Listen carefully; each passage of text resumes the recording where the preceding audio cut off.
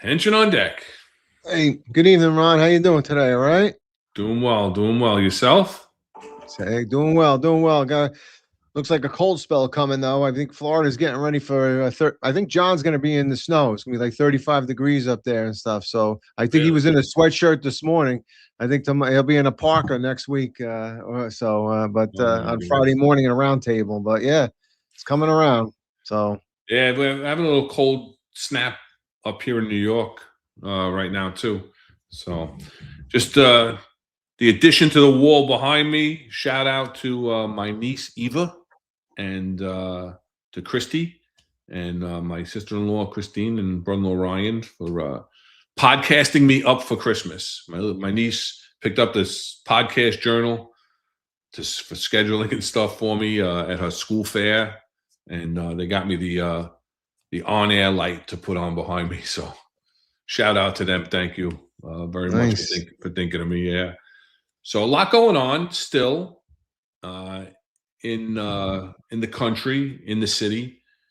And so we decided that we're going to, discuss police-involved shooting investigations. So just before we went on the air last week, we know that ICE in Minneapolis had that terrible shooting incident where Renee Good was shot and killed after her vehicle lunged forward at the ICE agent, striking the ICE agent. And there's been a lot of controversy since we went on the air. There's also been a lot more video that's surfaced, video of the actual ICE agent holding a cell phone, was walking around and, shows all the instances, all the moments from the officer's perspective, which, I see some of the federal agents in some of these videos that we watch have body-worn camera, but I don't see all of them. I don't know that ICE is mandated to have them. So you see a lot of them taking cell phone videos to document everything that's going on and all the aggression that's going towards them and the protesters protesting them. But so the discussions continued throughout the week. And so you and I we talked and we discussed, let's talk about and let's explain to the audience from the executive perspective what is involved in a police-involved shooting investigation. We used to do them ourselves, and now the police department has what's called, the NYPD has what's called the Force Investigations Division that conducts the start-to-finish investigation of any death in police custody, serious injury in police custody, or any police firearms discharge by the NYPD. We're going to discuss the differences in protocols in the NYPD because that's what we know. We can read and discuss some of what the federal guidelines are and how they differ from the NYPD versus the actual laws, because the guidelines can be more constrictive or restrictive than actually the laws, which sometimes can be problematic. But what do you think? So, what do you think going into it? Yeah, I mean, you brought up a couple of points there. The first one being that the ICE agents, whether or not they have body-worn cameras and stuff. I mean, in reality, I think they all should at this point, right, to protect themselves. I mean, there was a lot of controversy first coming into the police department, whether or not they wanted them. There's a lot of controversy whether or not, when you could shut them off, and especially for emergency service unit, if you're at a warrant, you're at a TAC meeting, you're supposed to have your body-worn camera on or off, et cetera, when you're interviewing complainants, et cetera. So at this point, I think it's beneficial to them. One, if you remember, there was always that thing, if you took a picture of a crime scene, right? All of a sudden it's on your camera, right? Your phone. And now everything that's in that phone can be basically accessed or whatever. I mean, technically it's Rosario, right? It's a Rosario material. It belongs to, it's important documentation for the criminal proceeding. So we were always taught, hey, don't film anything, don't do that. So I mean, if I was their union or whoever represents them, I'd be pushing for that, that they definitely need to give them the body worn cameras, and it protects them in both ways, So I mean, that's the first point. But the second point you bring up, yeah, there's different procedures and stuff that probably not familiar with different law enforcement, but that's why we're going to talk basically about the NYPD. We're familiar with it. I mean, I think you and I were both in inspections, and we dealt with it from there. I mean, you didn't deal with it. I was in the No, shooting. I wasn't in inspections. I was a shooting team leader in See, I started. in I started. Queens. I Yeah, started back in 95. I was in inspections, and we were part of that shooting team then, right. where they designated specific captains to handle all the shootings. And I mean, we responded to a lot of shootings. Myself, my good friend Eddie Caro, who's a retired lieutenant. So we got a lot of good stories there, believe me, Yeah, yeah. So, but Just yeah.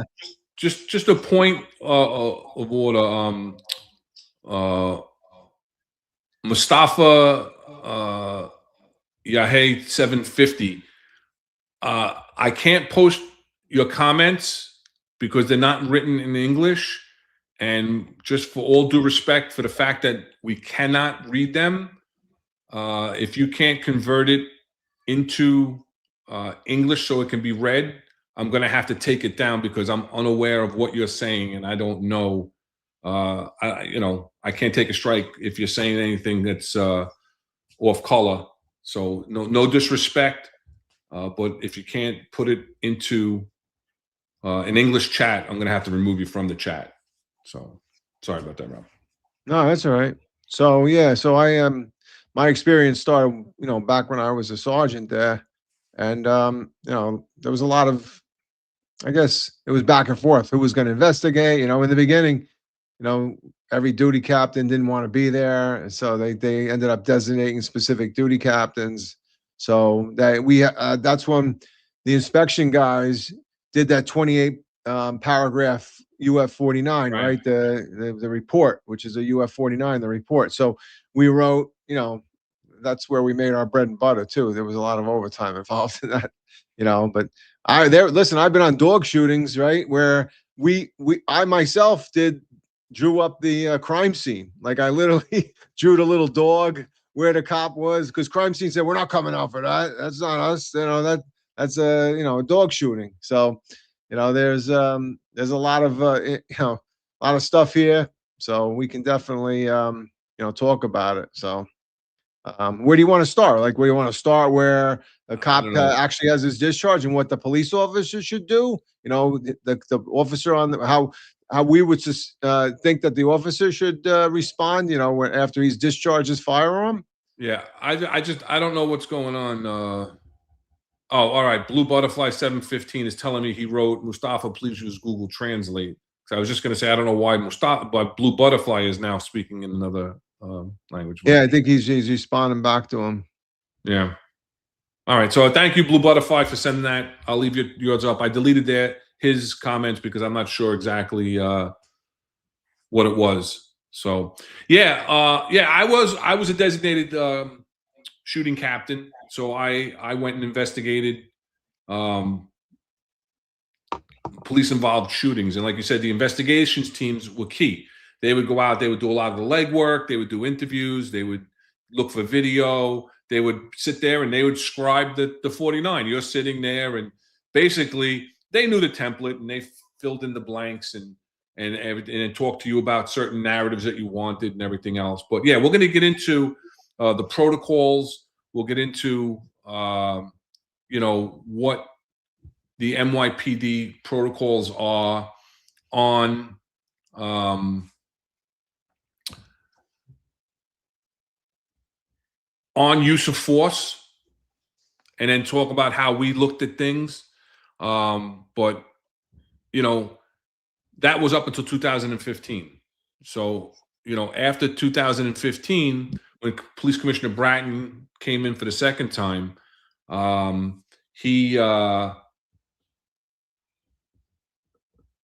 instituted the Force Investigation Division, and now they conduct the investigations. And the investigations are conducted the same, Yeah. And so I'll throw up that video real quick, just on the inception. Mhm. What are you laughing at? Nothing. Beauty? It's just Beauty in the struggle? yeah. Now he's a fan. He's looking at you, Rob, not me. I don't know who he's. He just corrected it. He goes, Rob, not Ron. It's a she, I think. So. Oh, Beauty in the Struggle? I don't know.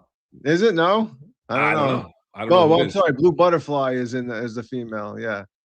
I'm confused. Oh. I'm sorry. What were you gonna say? I totally went off the rails on that one. We're throwing each other off already. But there's Terry. Thank you, Terry, a loyal follower of Finest Unfiltered. And he reminds us to hit the like, share, and subscribe button. Please help us with the algorithm. Listen, we're over 85,000 subscribers on the Finest Unfiltered network. We're trying to get to that 100,000 mark. So that would be great. So if you're not subscribed, hit the subscribe button. You'll get notifications. So you're looking lean, Rob. He wants to see pictures of you shirtless. But yeah, I'm just gonna throw a quick video up of the inception of the Force Investigation Division. We talked about it. This will give the audience a little bit of a background also to explain the difference and why it was put into place. And says if a police officer has hurt or killed someone, he wants the most visual and in-depth details possible. Put some of your top investigators, equip them with the latest technology. He's creating what he calls the Force Investigation Division, a unit that will cover the entire city. He says he wants more than just a paper or PowerPoint presentation outlining tragic encounters between cops and citizens. What I'm also looking for is to take significant advantage of the computer capabilities to recreate crime scenes that you do it on the news all the time. You watch the newscast and you have these virtual representations of people and cars moving. We currently do not do that when I get my use of force briefings. Bratton says he's looking to duplicate a unit that he started in Los Angeles when he was police chief there. He says he wants to free up the commanders in each borough who are currently responsible for investigating use of force complaints or deadly encounters like those involving Eric Gardner on Staten Island and Akai Gurley in Brooklyn. He says it's more productive to have one specialized unit. Right now I get 10 different presentations because each borough commander does it somewhat differently. And again, I will get a better investigation, a speedier investigation, a more comprehensive investigation. In a statement, Roy Richter, the head of the Captains Union, called this a positive move. He said the creation of a specialized unit to handle police-involved shootings will enhance the NYPD's ability to investigate and document these highly charged incidents. Bratton says he hopes to have the Force Investigation Division operational as quickly as possible, and that could mean within a month. At police headquarters, Dean Meminger, New York 1. So, that's the inception of the Force Investigations Unit, which, I think was an outstanding idea. It having the continuity of the investigations across the board is key. Instead of having, 10 different investigations units using the template, right? It was all the same template, right? For the 49 for police involved shootings, the 49 for those who are not NYPD, sorry, is the report on typed letterhead. So it's a report and it's all different paragraphs. And then it was basically fill in the blank. And it was, the narrative and then interviews and then the gun information and perp history and things like that. Whatever it was, is all into this report. And we'll get into how that all comes about. But I think putting this together under the umbrella of the Force Investigation Division was great. And hey, listen, as a duty captain, it was even phenomenal. I'll tell you a story about that real quick. But what were your thoughts when Force Investigation came out? You did them all in. All right. I muted because I was drinking water, so apologize. But yeah, I agree with you 100%. I mean, you talk about consistency across the board, right? So now, whether you have a shooting in the Bronx or you have a shooting in Staten Island, or one of the other boroughs, yeah, you maintain consistency, right? So because there are, there could be different things are done differently, whether it's the canvas, whether that who's doing this and who's doing that. So I don't have any problem with all that. And sure, as a duty captain, a duty inspector, even a duty chief, when they come in and Force says, "Okay, we're going to take over," you're like, "Really?" For the first time they told me that, I was like, "What? What do you wait? You guys are going to take over this whole thing?" Yeah, you can go. We got this. I said, "Wow, that's great, man. That was the easiest shooting I ever had in my life." I can remember, staying. When I was a sergeant, we stayed almost, sometimes 24, 48 hours doing the reports and doing all the investigation. I says, now you're telling me within 15 minutes of coming on under the shooting, I'm going to be able to go back on patrol. I said, yeah, that's great, man. I said, this is a great thing. I tell you my story, my quick story of my first officer involved shooting when I had the duty, and as the duty inspector. In Queens, you cover both Queens North and Queens South, except on the midnights. And so I get a call, and there's narcotics hits a door.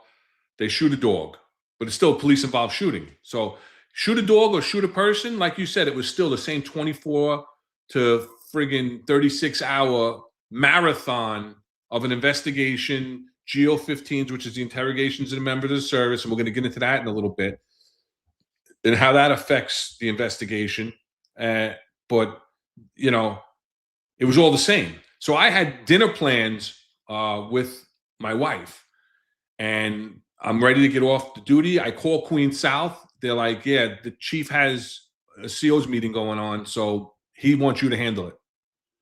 So even though I was from Queens North, usually what happens is if you have somebody working, like if I'm in Queens North and I'm working, if something happens in Queens North, we're going to take care of our own business. The Queens South duty inspector is not really going to come unless it's a huge, huge incident, like an MOS is actually shot.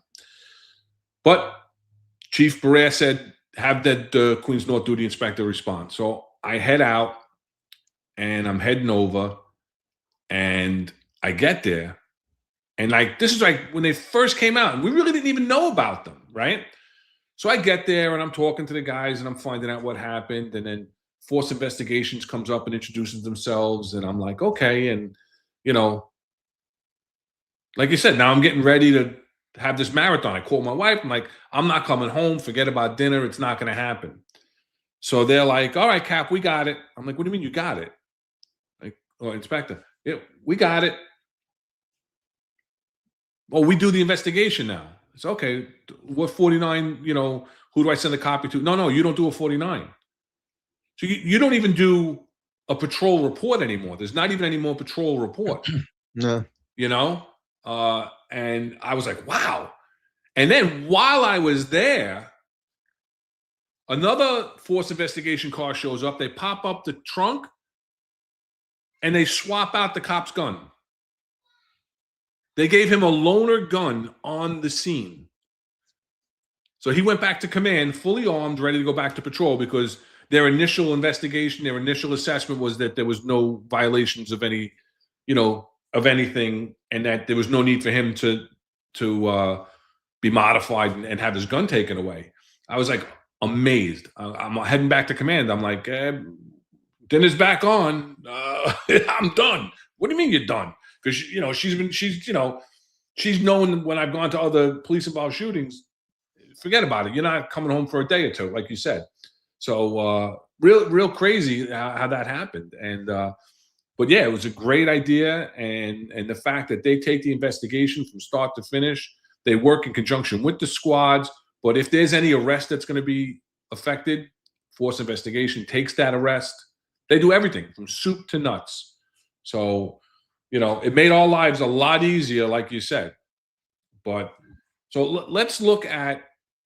Hey, though, yeah, yeah, in Manhattan North, I don't know if this ever happened to you, but and I don't know necessarily, I don't remember if it was specifically a shooting or it was just like IEB would call you and tell you got to do an investigation, you got to go to a certain command or whatever. But I ended up going to the command as a captain to complete the investigation, and the CO was supposed to be working. So then I figured, okay, usually the CO will take over, right? The CO wants to handle your own stuff. It's your shop, it's your people. I go in and it's like as out of respect, is the CO here? No, no, the CO just left about 20 minutes ago. I go, really? As soon as the job came in, they signed out and went home. I said, oh man, that ain't right there.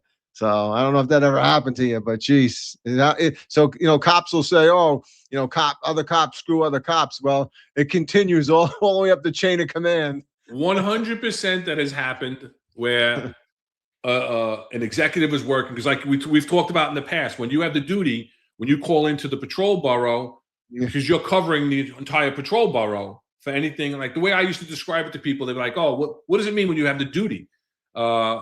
And my daughter still laughs. You said duty. But when you have the duty and you're the duty captain or duty inspector, I said, well, that means basically anytime anybody goes, oh shit, or what should I do? My phone rings. So, but yeah, you're right. So if there's an executive working in the command where the incident happens, they take care of their own stuff, But yeah, oh yeah, he took 15 minutes lost time. Yeah, he left 15 minutes ago. Yeah, he changed his tour and he actually came in earlier, But yeah, but you knew who those people were and who you expected from. I was never surprised by anybody who wasn't available to take care of their own stuff. I did have a couple of times deputy inspectors or inspectors working in a command when I was a duty captain, and they still had me as the captain take care of some BS that's going on in their command, which that's cheesy. That's cheesy. I never ever did that when I had rank. I was always like, I got it. No, inspector, no, listen, it's my shop. I got it. Don't worry. If I need any help, I'll give you a buzz. But I appreciate it. So NYPD 8311 is asking, does false investigation fall under IAB? No, they don't. They work for the first deputy commissioner, because the first deputy commissioner is in charge of discipline and investigative matters, other than IAB. Yeah. But anything else before we go completely off the rails? I was going to say something. Yeah, I was going to say. I forget. No, I forget though. Okay. Somebody's asking if Pizzuti was good. I never had a problem with Chief Pizzuti. I thought she was very good. I know the job. Beauty in the Struggle just asked, was Chief Pizzuti good? I always thought she was. I never had it. You worked specifically for her, right? Did you work directly for her? Any detail I ever had with her? I mean, I know the job got mad at her at the end because I think she was teaching over at Fairleigh Dickinson, I think, University in Jersey or whatever, and she was doing 4 to 12s and stuff. But as far as anything else, I always thought she was good. I had no issues with her at all. So I worked for Chief Pizzuti for almost 10 years. She was my borough commander in Queens North when I was the blast CO. All my commands, actually. I was in blast. Chief Tuller put me in blast just before he went. You gotta tell him what blast is. Burglary, larceny, apprehension, suppression team, the borough anti-crime team. We did a lot of like really cool burglary stuff, and then Chief Tuller put me there just before he went to Manhattan South, and then Chief Pizzuti came in. So she was there when I commanded that, the task force, the 111 and the 110 precinct, and then I went to work for her in Queens North in the actual borough, and then she stole me when she went to be the chief of personnel, and stole me against my will to candidate assessment division, because it fell under the chief of personnel. So I worked very well with her. Chief Pizzuti is a sweetheart. I still speak to her to this day. I have a lot of interesting stories, a lot of interesting conversations, a lot of interesting things that have come out of this mouth to her because I had no filter around her, which she liked and didn't like at a lot of times, but when it came to these instances, she had a lot of questions because she was big on academia. And so, but she had a lot of questions. And a lot of times you look at the questions and you go, sometimes you don't want to ask certain questions. There's no need for it. Why open up Pandora's box? I'm not talking about covering anything up. I'm not talking about not being transparent. But there's just, when you're doing these investigations, you want to stay focused on task, on the incident, and what led up to the incident.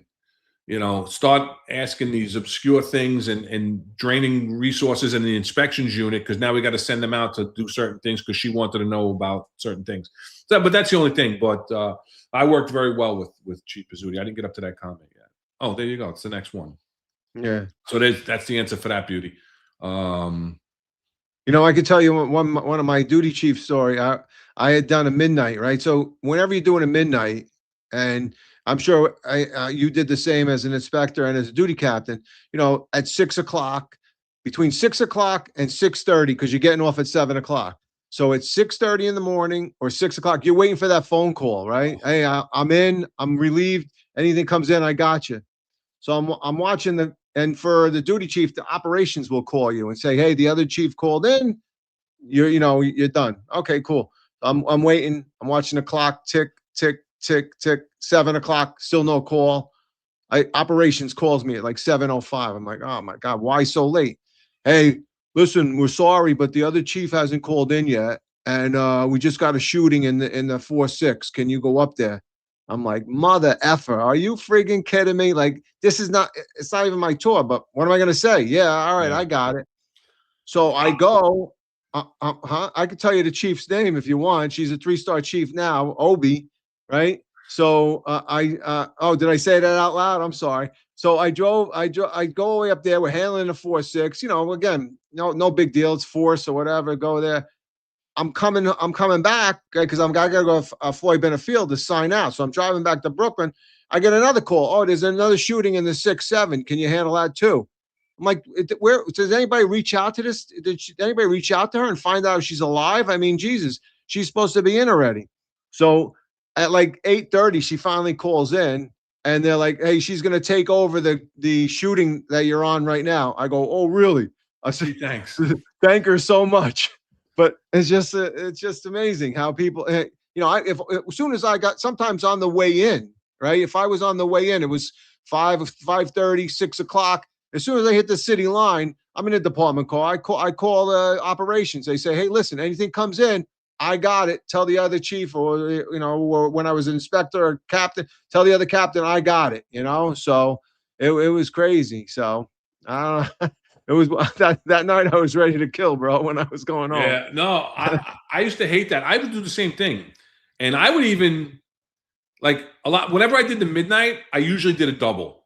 I do the 4 to 12 to midnight. Yeah. Sometimes I do the double duty so you can knock them both out, because you had to do a certain amount of duties every month.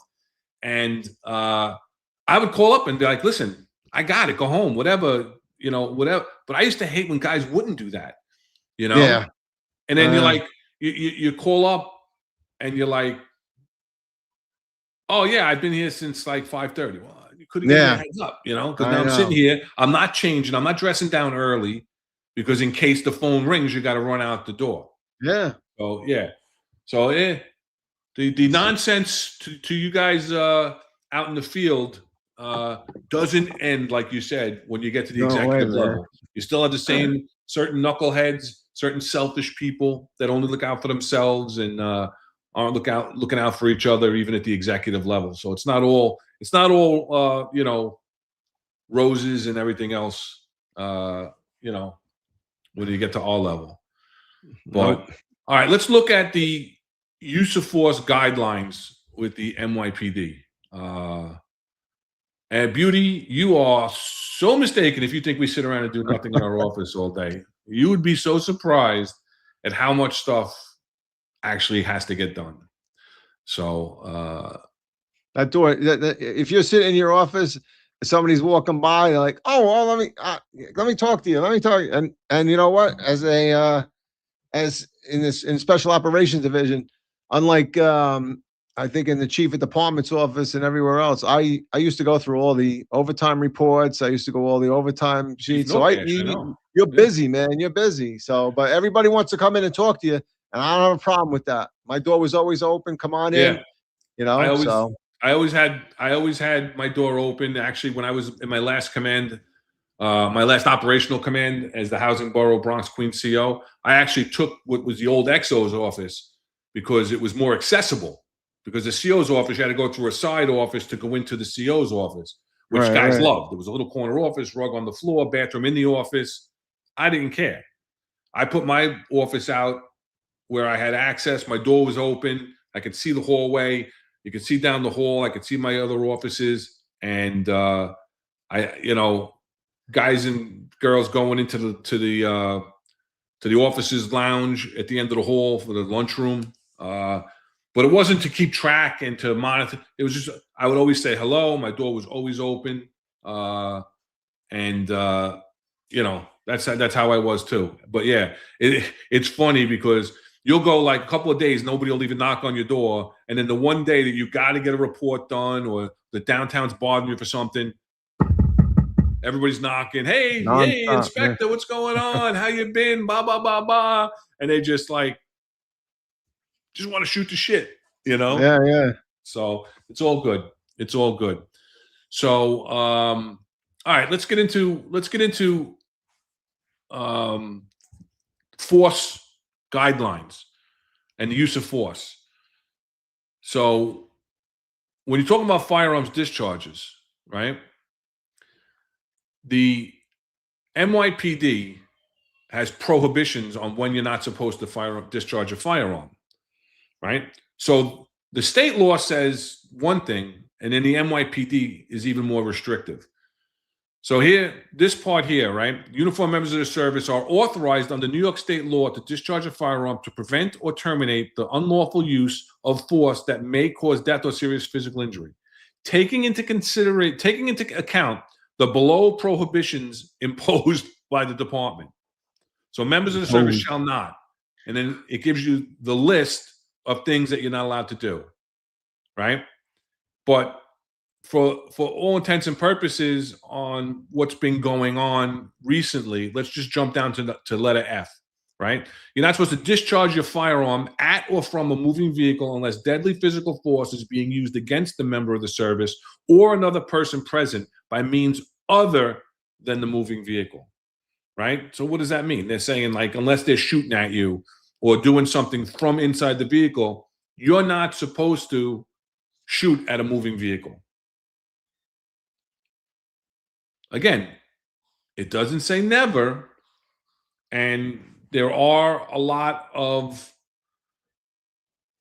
police-involved shootings at vehicles that are driving at members of the service, right? And then they go into definitions, and they give you definitions of certain things, right? And one of them is this objective reasonable standard. And we'll get into that a little bit more when we get into the law, right? The reasonableness of the use of force is based upon the totality of circumstances known by the MOS. There's a key right there. Known by the MOS, not the Monday morning quarterback. That's the MMQ, okay? At the time of the use of force, the department examines the reasonableness of force viewed from the perspective of a member with similar training and experience placed into the same circumstances as the incident under investigation. Now that's a mouthful. And if that was followed to the letter,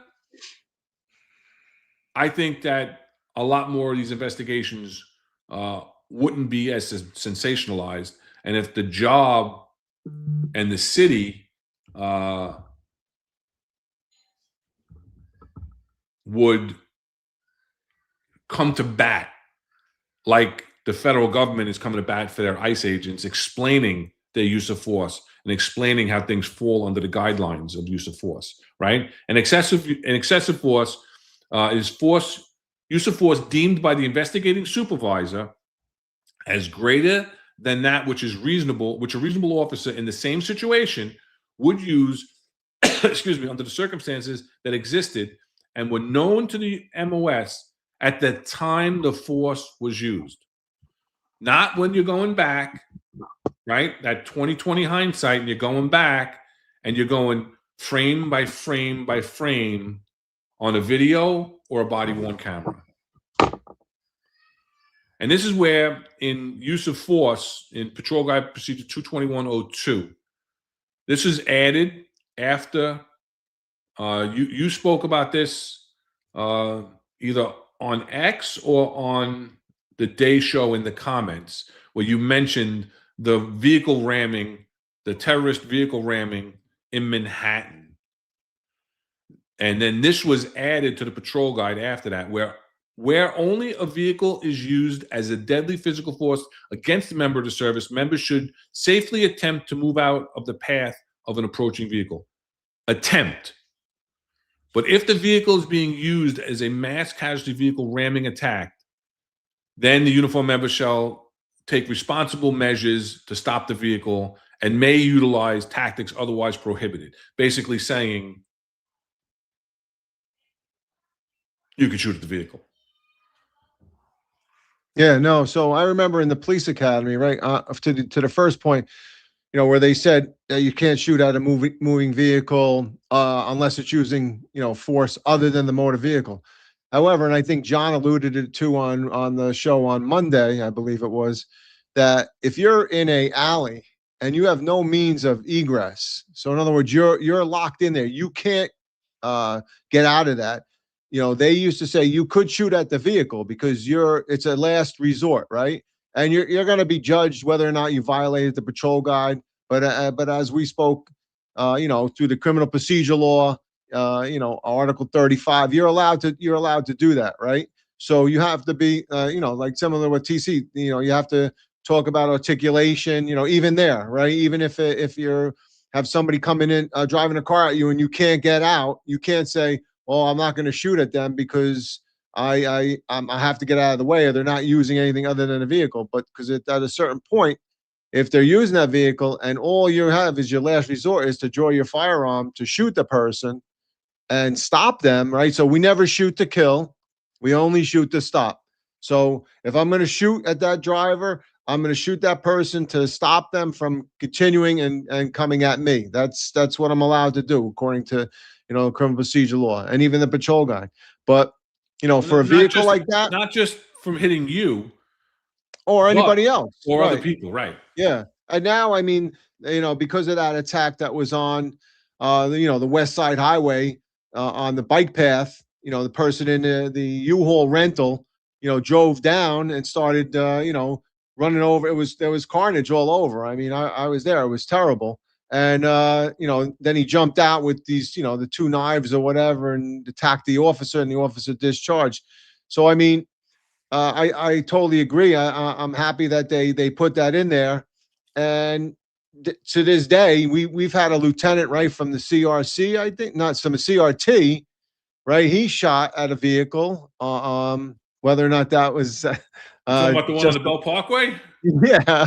So, hey, but he got away with it, right? I'm not saying it was right. Wow. Right. He was in the right unit, right? So, See, I'm not saying it was right, but we you know, there's a few of them that are questionable. But listen, if you have to, you have to, right? That's the bottom line. And you, whether or not you want to, you violate the patrol guide and you can articulate it later on, sure, you know, that's what you have to do. So it's a talk about articulation, really. That's the main thing. You know, how did you feel? You know? well, that's the whole thing. And you brought up Article 35, right? So now, you know, we talked about what the patrol guide says, right? Now, again, that's a guide. That's a department procedural guide where you could be held to task and face departmental charges or discipline or retraining or whatever the case may be, if the shooting investigation and force investigation division deems that your discharge was outside of department guidelines. But now there's a difference, because the department says you can't shoot at a car unless it's a mass casualty threat. And like TC says, I'll be able to articulate that in New York City is not too difficult. But the New York State penal law, right, Article 35, which covers justification, right? What are the key concepts of Article 35? You brought it up, right? Reasonable belief. Force is justified only if you reasonably believe it's necessary to prevent harm or affect an arrest or stop a crime. And then proportionality. The force used must be no more than what's necessary. So if it's deadly physical force being used against you or someone else, you're allowed to use deadly physical force, right? And you're not the initial aggressor. Generally, the initial aggressor cannot claim self-defense, and this doesn't really have to affect the police department. They withdraw unless they withdraw and the other person continues to attack. So this is where it comes into play, where the patrol guide and the penal law conflict, because the patrol guide allows you to use deadly physical force if a car is coming at you, right? And in Article 35, what does it also say? That a police officer, there's no duty to retreat, right? Police officers do not have to retreat. They can stand their ground. Police department says, get the hell out of the way. Common sense says, get the hell out of the way, right? But that's not always possible. So when we're conducting our investigation, we're supposed to look at the reasonableness, right? The objectively reasonable actions of a police officer at the time of the incident and what they were thinking. Now, when we were doing these investigations, we didn't have body-worn cameras to look at. Now, the first thing they do, the force investigations van can dock the body-worn camera and review the body-worn camera of these incidences. That's why you always see at every one of these pressers after a police-involved shooting is that it's all been captured on body-worn camera. And believe me, before those pressers, they are looking at the body. It's the first thing they do is they want to make sure the MOS is okay and then review the body-worn camera. All depicted on body-worn camera. That's the statement. Now, we, as shooting team leaders and investigations looking into police-involved shootings in the past, had to count on secondhand accounts of members of the service that did not discharge their firearm, and video that we could find from any stores or any homes or anything like that, because we didn't have body-worn camera. So that was the difficulty with it.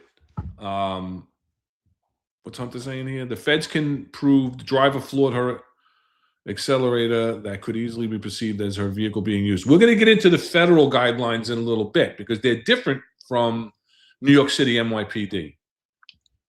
All right. We're going to talk about the investigations and how the investigations were handled in the NYPD and how we looked at police-involved shootings as shooting team leaders and investigators.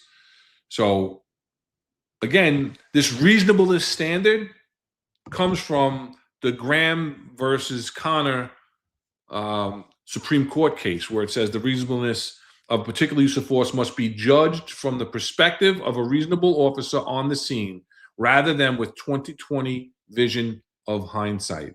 And this is where there's big conflicts, right?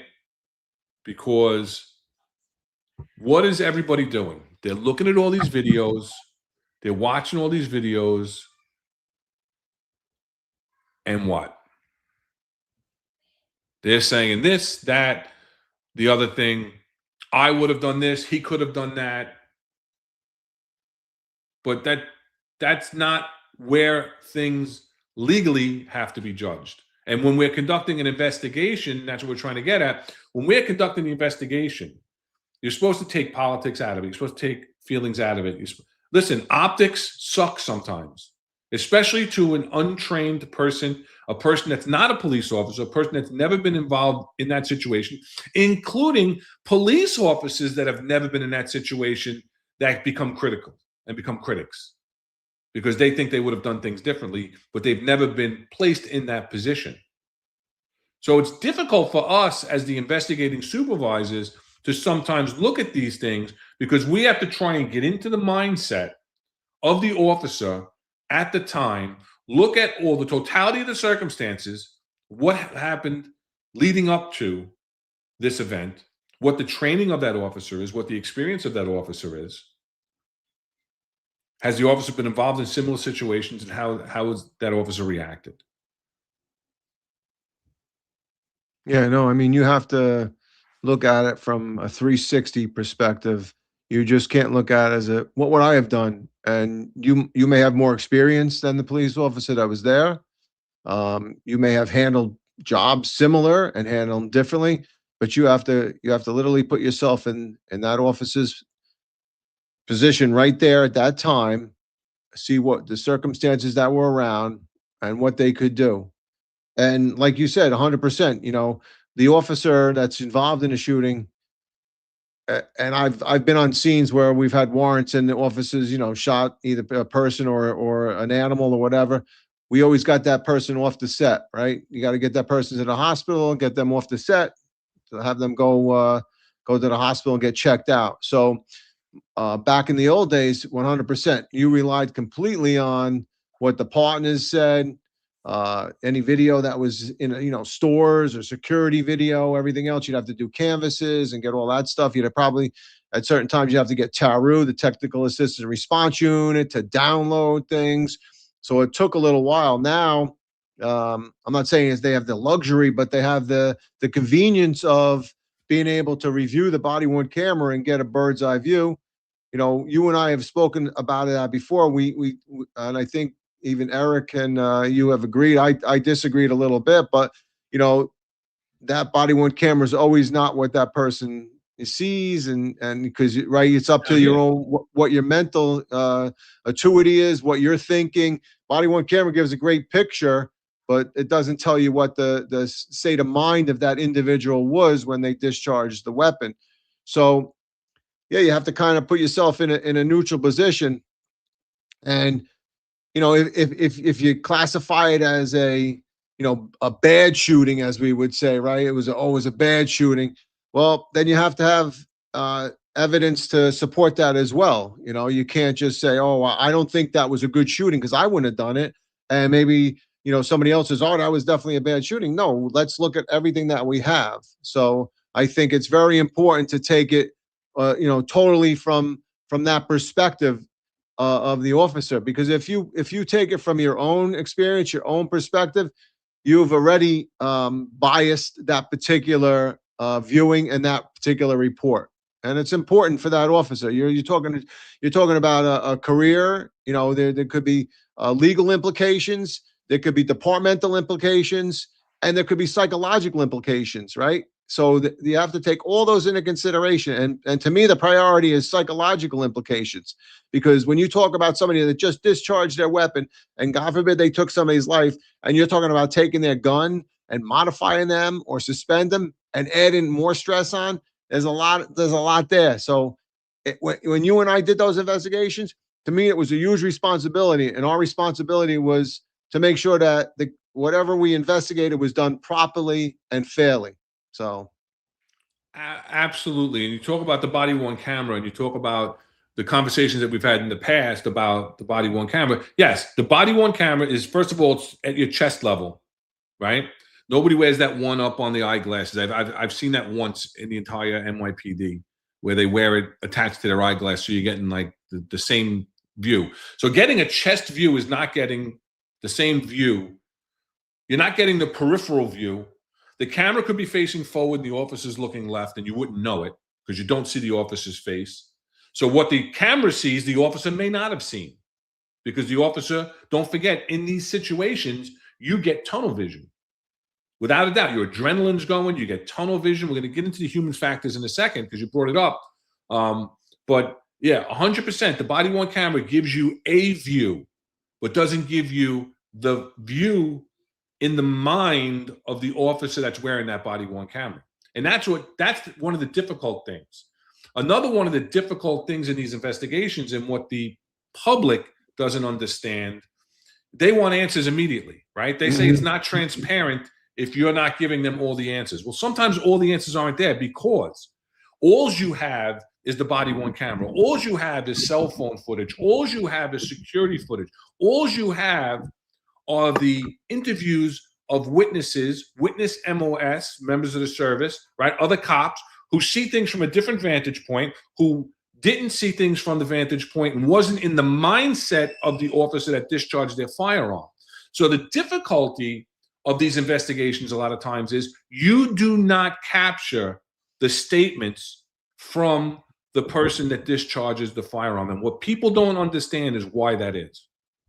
So let's explain to them why. We never speak other than to make sure they're okay, right? You never speak to an officer who's involved in a firearms discharge, because there are ramifications for that, right? Now, it's very important that you get an overview, that you get an idea of what's happened. You need somebody that was involved in the shooting to stay on the scene, that didn't pull the trigger, to stay on the scene, to be able to walk the bosses through it so that we can walk the police commissioner through it, because the police commissioner is going to respond to every police involved shooting, especially if someone's hit, right? And you have to walk them through the scene. Explain to them, this happened, this happened, this happened. But you're not going to get that information from the actual subject officer, the officer that pulled that trigger. And there's a reason for that, because when you speak to these officers under Patrol Guide 206-13, if I recall, it's the old GO 15, General Order 15, where you hear that GO 15 spoken about a lot on the platform. It's really, it went away from GO 15 a long time ago, and I think it's 206-13. It's the interrogation of a member of the service, right? Where there's a long paragraph that the delegates always waive because they don't want you to read it, or the people that are doing the investigation are lazy. I always read 206-13 and 206-07. I'm not sure, whichever it is. Yeah, false statements. False statements, right. So it's false statements of members of service. So you're basically putting them on notice. If they lie, they could be fired. And then 206-13 is telling them what the investigation is about, if they're a subject or if they're a witness, what the allegations are against them, which a lot of times you don't even know. They're just investigating a police involvement, right, whatever the case may be. And I always read those paragraphs into the record no matter what. And you were required to answer questions specifically directed and narrowly related to your duties. How many times did you read that out, Rob? Yeah. Right? Yeah. So being a Queens duty captain and duty inspector for so many years, I handled hundreds of off-duty instances and did tons of GOs and interrogations of members of service on instances. Was involved in a lot of police-involved shooting investigations, and so yeah. But I used to sit there and used to still read it off the paper. First back in the day we had the tape recorders. Then we went to the little digital recorders that you could use. But people, for those who don't understand, and for even members of the service that may not understand this is an important thing to remember for members of the service. You may not know this if you're not involved in an investigation, right? Don't talk to anybody, right? Your delegate's not a lawyer. They have no confidentiality. There's no coverage for like lawyer-client, confidentiality. It doesn't exist. That was proven under the Abner Louima case in the 7-0 precinct, right? When they tried to use that and the court said no, and the PBA actually had to pay up in that case. But when you are interrogated, right, because that's what it is, it's an interrogation, right, under the provisions of 206.13 or the GO15, you're being compelled to make statements. People don't realize that. You're being compelled because if what happens, right, just like you said, you must answer questions that are specifically related, specifically directed, narrowly related to your duties, right? So basically, we're saying you got to answer the questions. You can't say, I'm not going to answer questions or you're going to get suspended, right? So that's a compelled statement under the threat of discipline all the way up to termination. So any statements that you make that are compelled statements, it's called the Garrity rule. Any statements you make under a GO15 cannot be used against you in a criminal proceeding. So what people don't understand is when there's an incident where someone is seriously injured, likely to die, dies, the officers are never spoken to officially under those provisions because the DA won't allow them to, right? There's always, you remember when we did these investigations, right? You have to call and confer with what's called an integrity DA. They call it the integrity DA because they look over police-involved incidences. It's not necessarily corruption, but it's just they were called the integrity DA at the DA's offices. And you have to get permission from them to speak to even witness officers. Like, who can we speak to? This is what we believe happened. Who can we speak to? And they'll tell you who you can and who you cannot speak to. Because they know if you speak to them, it's going to, and if there's going to be any criminal prosecution later on, they can't use any of the information that you garnered under your 206.13 interrogation for any kind of criminal proceedings in the future. Yeah, no, I mean, guys in the chat are talking about it. Like, I think you alluded to a little bit, like the PBA, right? Your delegate doesn't have even confidentiality clause, right? So you shouldn't be talking to anybody, really. If you want to talk to a lawyer, that's fine. But you don't need to be talking to anybody. If you were the MOS that discharged their firearm, or the police officer, sheriff, or wherever you are, obviously we're talking about New York City, but I mean, I would assume that in other municipalities, maybe they do, maybe they don't. But if you don't have to, I would not ask to be any questions be asked, and I'm not going to answer anything, right? So I think that's important, right? Because again, it's your right. It's your right as the MOS involved in this not to answer those questions. So that's how I would do it. So yeah, and beauty in the struggle is saying, ask the PBA board to send someone from the board. In police-involved shooting, someone from the board is coming. You're not going to have your precinct delegate, but you're going to have somebody from the board that covers your patrol borough or your bureau is absolutely going to respond. But the same holds true for board members. You need a lawyer there. But and 9 times out of 10, the PBA is going to send a lawyer when it comes to a police-involved shooting. They're going to send a lawyer, and we're going to give them a reasonable amount of time to get there. Right. We're not going to hold up the investigation. We're not going to try and force the investigation to go through quick. We only have to give you a reasonable amount of time as the investigating supervisor to get proper representation.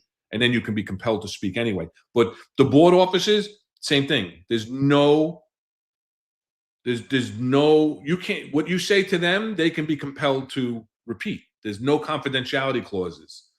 So, but yeah, I mean, you want somebody that's more experienced to sit there and guide through you. If you're not a subject and you're just a witness officer, you still want to have somebody there that's more experienced than, the midnight guy that just wants to get his check every month for telling you what happened at the monthly PBA meeting when he gets his MEO 75, Yeah, if you're getting a CD and you want somebody to help you adjudicate it, and they have a rapport with the CO or the XO who's adjudicating the CD, yeah, that's the guy you want. But when you're talking about something like this is where you want, an attorney. You want somebody that's going to represent you and look in your best interest.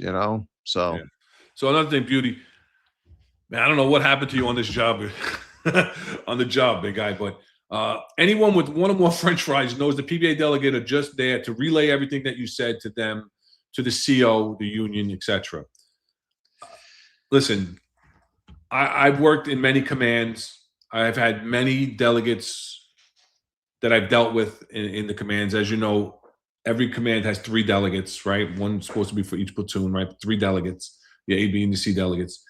And what I've always known is there's always one guy I wanted to deal with because he was reasonable or she was reasonable.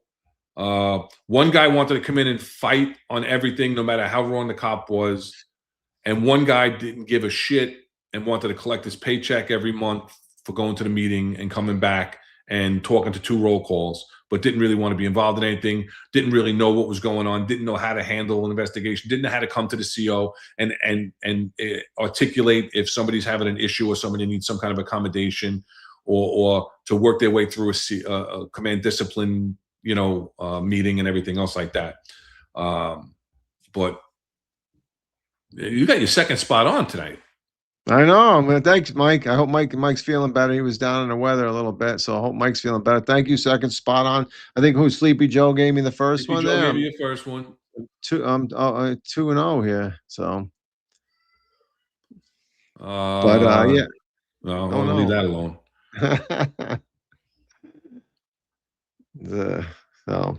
There's different delegates in.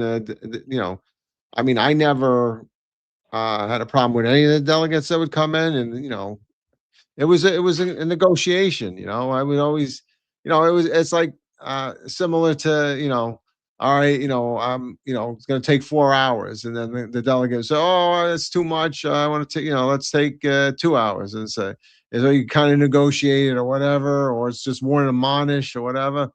So you go back and forth, and different delegates have different rapport with you. It's just the way they are. It's different personalities, but you don't want to hurt the officer that is, because he got stuck with that delegate, right? It's like I always looked at the officer and said, hey, pretty much most of my decision about a command discipline and adjudication was already made up before they came in, because I would read it.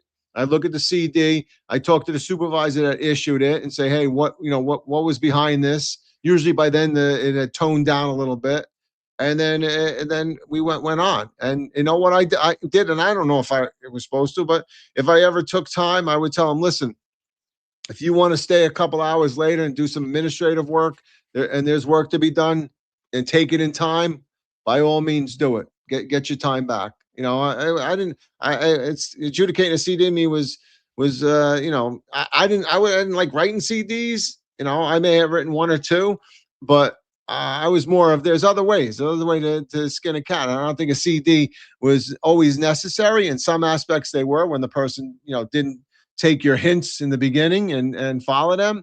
But, I always tried to give people a chance to make it up too. So, because it's their time, man. You're taking people's time, But I also, to Beauty's point, I'm not going to keep going all night with this because we want to talk about these specific investigations. But with any investigation, before I got to the actual tape recorder on, we're going to talk about this, we're going to ask the questions, you're going to give us the answers. I didn't ask a question I didn't know the answer to. I can't remember one time I asked a question I didn't know the answer to, because I already did my due diligence, right? We already talked. The delegates trusted me that I wasn't going to harpoon them, right? And I got information. Did I get information from the delegates? I absolutely got information from the delegates, but the member knew I was getting that information. It wasn't some sneaky sly shit. You'll be surprised. It ain't the delegates that come and tell me as the CO what's going on in the command. It's the regular cops that are in the roll call with you, that are in the cars with you, that are coming and telling the CO and other people what's going on in the command. It's not the delegates, right? And again, I don't pick delegates. Remember that as a boss, you don't pick the delegates. The members pick the delegates. The members vote on the membership votes for the delegates and who is going to get the delegates and who buys them the most bagels and pizzas or whatever. I don't care how I'm not giving a delegate a gig because they're a delegate. I never ran my shops that way. You'll never hear anybody say I ran my shops that way. I had good rapport with the PBA. If there was an off-duty incident, I'll pat myself on the back that you wanted me to be there because I took, and I've talked about this in the past, I took the time to conduct the proper investigation and didn't take shortcuts and always looked to give the member the benefit of the doubt. Sometimes there's nothing you can do, but giving it that extra time, that extra effort makes a difference because you got to understand that, like you said earlier, this is going to have a long-lasting effect on an officer, possibly, on their career, possibly. So it's only fair to that officer that you give it the proper time and investment of your time to do the right thing by the membership. And you get that reputation. There are bosses that don't give a shit, not denying that. There are bosses that take shortcuts, not denying that.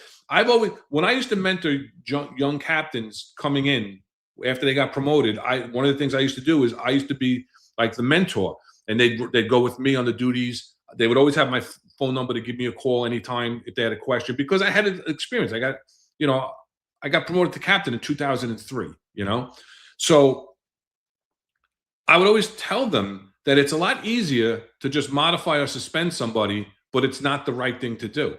To just kick the can down the road, to pass the buck is not the right thing to do for the member. And it's not going to help anybody in the long run. Take that time, conduct that investigation, call out investigations if you need to, right? Especially on the weekend. They loved it if they got called in, And so, yeah, I always knew what the answers to the questions were going to be very rarely. And I would tell the delegates too, listen, we don't want surprises. We don't want to be asked a question and then they have to make a left turn and go down another road, right? And it's not a matter of cornering anybody. It is what it is. What happened, happened. Don't try to dance around it because we're going to see through it because other people are going to say something different. That's the last thing you want is conflicting stories. It is what it is. It happened. Whatever happened, happened. So when we're conducting these investigations for these specific types of incidents that we're talking about, the police-involved shootings, it's very important that we talk to the other members. So having that relationship helps when you're doing these investigations because people are going to feel a lot more comfortable telling you the truth, knowing that they're not going to get railroaded and white soxed, which means white socks means you're telling me about, I'm looking into a shooting and like somebody said earlier, I don't care that your memo book wasn't up to date. You're not getting the command discipline for that. I don't care that, you were out of sector when you responded, because that's what you have to tell me where you came from, whatever the case may be. I don't care that you cursed. I don't care. That's not what's relevant. What's relevant is the facts that led up to this tragic event, because it's always a tragic event. Anytime the police officer pulls the trigger, people don't, you're delusional if you think that anybody comes to work wanting to be involved with discharging their weapon. Yeah. Listen, going through your career, not having to discharge your weapon is the star on the top of your rack, Yeah, That's yeah. how I feel about it. Technically, if you look at it, discharges. I think I looked at 2023, 2024. I don't think 2025 was out yet. But the firearm discharges from MOSs are with between the 35 to 40 range. So you think about a department with, I don't know how many they have now, 20,000, maybe less, and that many people discharged. That's minimal, right? So and that's good. We are one of the most, reserved police departments, I think, across the country with regards to firearms discharges. The problem is that when we discharge a firearm, it makes the paper and it looks like, oh, it's bad, it's this and that. When in reality, it makes the paper because there aren't that many, right? There aren't that many shootings.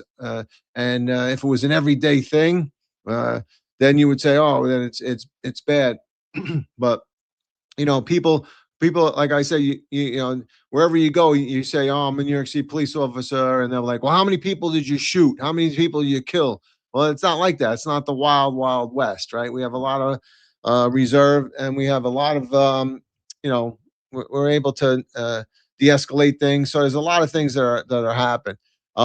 But you know what? To your point, also at the scene, right? So if you're at the scene, and whether you're the duty captain, duty inspector, or even the duty chief, you are talking to the like if I'm the duty chief, I'm talking to the duty inspector, and the duty captain. You know what happened? What do you got? We'll talk to the platoon commander, the lieutenants there, the sergeants, and yes, will delegates come up and tell you what's going on? I totally agree that delegates will tell you. They will give you information that, hey, this is what I've been told, what I've heard.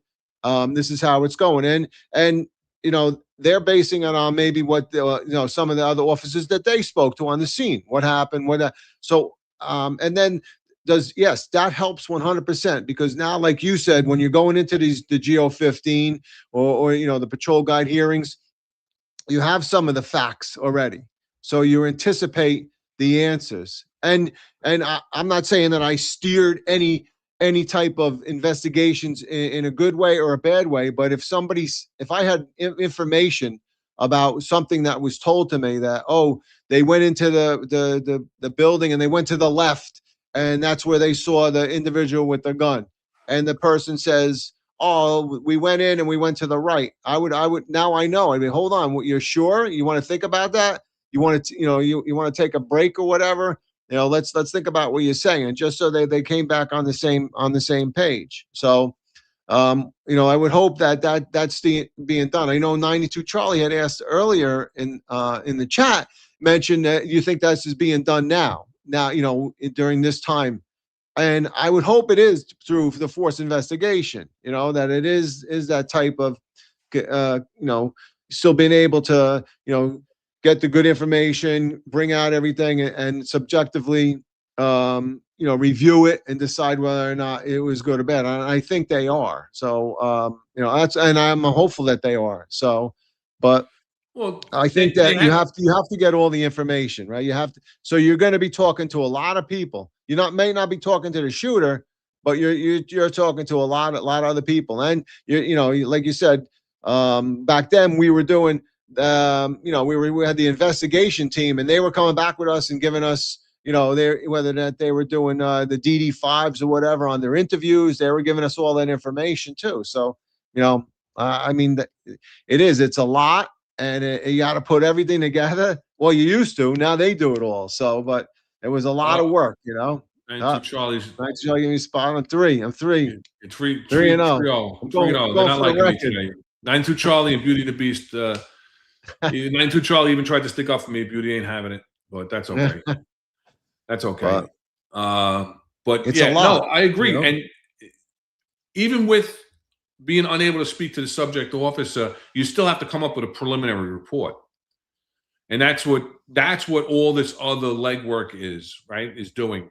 Checking the video, checking the body-worn cameras now, speaking to other officers on the scene, speaking to civilian witnesses, right? Who absolutely don't see things from the lens of the police officer, but you still take into consideration what their statements are, right? You're looking at videos from different things. So you're getting this 2020 hindsight investigation, and that's where you have to separate the investigation to be fair to the officer per the law. So you're getting this 2020 hindsight, right? I'm looking at body-worn camera, so I see things from 6 different angles or more, right? Depending on what type of scene it was. Then I see somebody's cell phone. Then I see somebody's Ring camera. Then I see whatever. Then I hear what the officer says. Now it conflicts with the body-worn camera says, right? So you got to try and mesh that out. Right? You got to cull through all that information. It conflicts because why? That's the officer's view. He or she may not be lying. That's what they saw. That's what they perceived from what they saw, because they also had tunnel vision. When you start hearing shots fired, am I being shot at? Who's being shot? Whatever the case may be. So they become tunnel vision. So you have to take into consideration what their perception is and make sure that their statements are being truthful and honest, right? Even when it conflicts with the body-worn camera. because the body-worn camera, like you said, does not give you a You human can't, view. right. It only gives you a camera view. It doesn't give you a feeling. It doesn't give you a perception, right? It doesn't give you anything. It gives you a good, nice. Sometimes it gives you a great view, but it doesn't tell you what the mindset, what was really happening. So, Yeah. 100%. Well, Beauty, I'm just gonna respond to this because you seem to have a lot to say about me and Rob and other executives and all the bosses that you don't know. So how does that work? You don't know me, but you want to say how I was as an executive, how Rob was an executive, how every other commanding officer is and every other boss is. So get off your high horse. Enough is enough. But yeah, so you lose that human element. And you, as an investigating supervisor, hopefully, like 92 Charlie says, that you as the subject have to hope that the investigating supervisor has that mindset, has that understanding, and has that ability and experience to be able to remove themselves, because police work don't look pretty, right? Someone just got shot, someone just got killed, unfortunately, when we talk about the Minneapolis incident, right? And now you're looking at a post-incident investigation. You're also looking at post-mortem, right? You're looking at pictures of people that have been, you see even what the officer doesn't see sometimes because they're taken away from the situation. And you're going to see the aftermath of that shooting. You're going to see the trauma that the person was inflicted with. And as a human being, that affects you. And it's going to affect the way you think. And you have to be able to separate. You have to separate that when you're looking at these things, and it's difficult.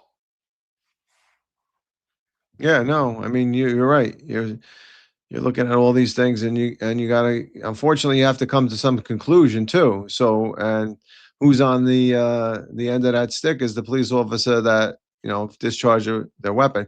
You also, and I guess we can get into it a little bit, but there's also political implications of everything that happened. You also have to be fair to the family, right? That or coworkers or who were there or whatever, whoever that person was related to, so that there's also a fair investigation for them too. So I think that's why that's also good that the Force Investigation Division does that, because they have a knowledge of how to do it. They're familiar with the crime scene. I remember crime scene used to have these cool things. They would, like, if there was a round in a wall, they could take a stick out and show the projectile where it went. Use the I mean, there was, laser.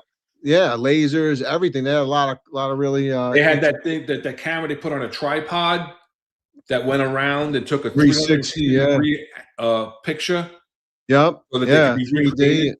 yeah, Yeah. yeah, no, yeah, And, you and know, it's difficult. It's difficult for everybody. So that's why we wanted to have this conversation. And from an executive's perspective, and that's all we're giving you. We're giving you our perspective. We weren't perfect. Listen, I hope that I made the right decisions. I didn't make every decision wasn't the right decision. But I never made a malicious decision.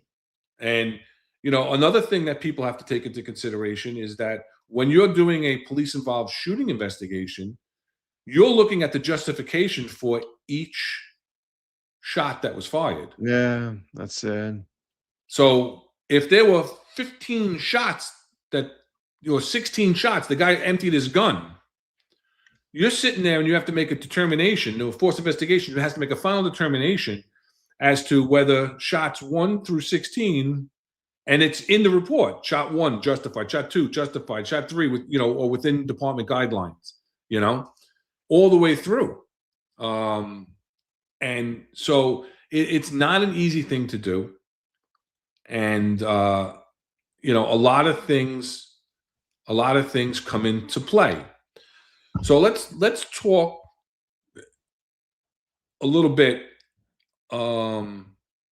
about the federal guidelines, right? So where did it go? I'm sorry. So these are the federal guidelines for ICE officers under and any other law enforcement officer under the Department of Homeland Security, right? Department of law enforcement may use deadly physical force only when necessary. That is when the law enforcement officer has a reasonable belief that the subject of such force possesses an imminent threat of death or serious bodily injury to the law enforcement officer or another person. So that's in line with the NYPD version, right? Fleeing subjects. Deadly physical force shall not be used solely to prevent escape of a fleeing subject. That's in the use of force guidelines that I said before with the prohibitions. That's one of them, right? However, deadly force is authorized to prevent the escape of a fleeing subject where the law enforcement officer has a reasonable belief that the subject possesses a significant threat of death or serious physical harm to the law enforcement officer or others, and such force is necessary to prevent escape. Now, I don't know that the NYPD is in line with that. Here's a big one, right? Firearms may not be discharged solely to disable moving vehicles. And I highlighted that in red because part of the arguments that have been portrayed in the mainstream media over the last week, because it's actually 1 week to the day because it happened just before we went on the air last week, is that, one of the arguments, they should have shot out the tires. They should have shot at the engine block to stop the car. It's completely prohibited. First of all, they talked about it last night on the 10-4 Tavern, and it was spoken about, I think it might even been brought up again today. It doesn't work. Spike strips don't work all the time, right? Or especially immediately. Shooting out a tire is not going to work. It's not going to disable a vehicle. It's not going to stop the threat. And if the vehicle is the threat, then you have to stop the threat. And the only way to stop the threat is to stop the person that's in control of the threat, right? So firearms, specifically firearms, may not be discharged at a moving vehicle unless, one, again, these are federal guidelines, a person in the vehicle is threatening the officers or another person with deadly physical force by means other than the vehicle. Same as the NYPD. Or two, the vehicle is operated in a manner that threatens to cause death or serious physical injury to the officers or others, and no other objectively reasonable means of defense appears to exist, which includes moving out of the path of the vehicle. Now, again, then you can't discharge from a moving vehicle except in exigent circumstances. So there's no running gun battles, right? Here is the thing. Another argument. He should have just jumped out of the way. Well, it's not that easy. It's not that easy to just jump out of the way, right? Because here's a part of the federal guidelines on the use of safe tactics. Except where otherwise required by inspections or other operations. Authorized officers or agents should avoid standing directly in front or behind the subject vehicle. Now, that's just tactics, right? Officer agents should not place themselves in a path of a moving vehicle or use their body to block the vehicle's path, which is what the protesters do, right? They throw themselves in front of the vehicle, they stand there, and you see them getting pushed backwards like they're going to hold up a vehicle with their two hands, right? But no cop is going to do that, right? And this officer did not place himself in front of a moving vehicle, okay? This officer was walking around the vehicle, videotaping the vehicle. The vehicle actually had reversed as the officer was approaching the front of the vehicle, not gone forward, not putting gear. And she had eye contact with the agent. So she knew he was there. So those are federal guidelines, which obviously are different than ours, right? And then let's take into consideration that this person Unlike initial conversations where while she was just there, she dropped off her kid, she was just doing a K-turn and she was going on her way, she waved people on. Her significant other was wearing the whistle around her neck. They were there intentionally to block ICE, right? Which is a federal crime. Under 18 USC, US Code, right? Subsection 111. It's a federal law that criminalizing assaulting, resisting, or impeding certain officers, which ICE is, right? Making it a crime to forcibly assault, to resist, oppose, impede, intimidate, or interfere with federal officers or employees performing official duties. And depending on how severe they are, it goes from up to a year in prison all the way up to 20 years in prison. So she was committing this crime. Yeah, no, to go back to, shooting at the tires, first of all, depending on the thickness of the tire and everything else, there's also possibility of a round bouncing off of that. And that goes into the same play where they'll tell you, they'll Monday morning quarterback you and say, why didn't you shoot the gun out of the person's hand? I think John had alluded to that. Why didn't you just disable the person, shoot them in the leg? Why didn't you shoot them in the arm so they would, drop the weapon? Why didn't you shoot the weapon out of the hand? All of which we're not taught to do, right? Because why? We're taught to shoot center mass. We're taught to stop the person. Why are we done that? Because if you shoot for the arm and they move their arm, where does that round go? That round goes down the block and it's going to hit Miss O'Leary in a wheelchair that was just sitting in the middle of the street looking at the park feeding the pigeons, because that's the luck of the police officer. Okay. And then they're going to be up in arms as well. How could you just let her shoot down the road and let a bullet fly down and kill poor Mrs. O'Leary, who was just feeding the pigeons? Spike strips. ESU used to have them. I've never seen them. They used to be on the REPs. So, for us to use spike strips, that's out of the question. If you want to put spike strips in every radio motor patrol car, RMP on patrol, forget about it. They're going to get lost. They're not going to be used. Okay. And then the bottom line is, and I think it might have been TC had mentioned it earlier. The ICE agent was injured. He has now internal injuries that they're reporting. So the hitting of that vehicle, we don't know all of that stuff. But what I'm saying is you can't make assumptions immediately right after the shooting. All right.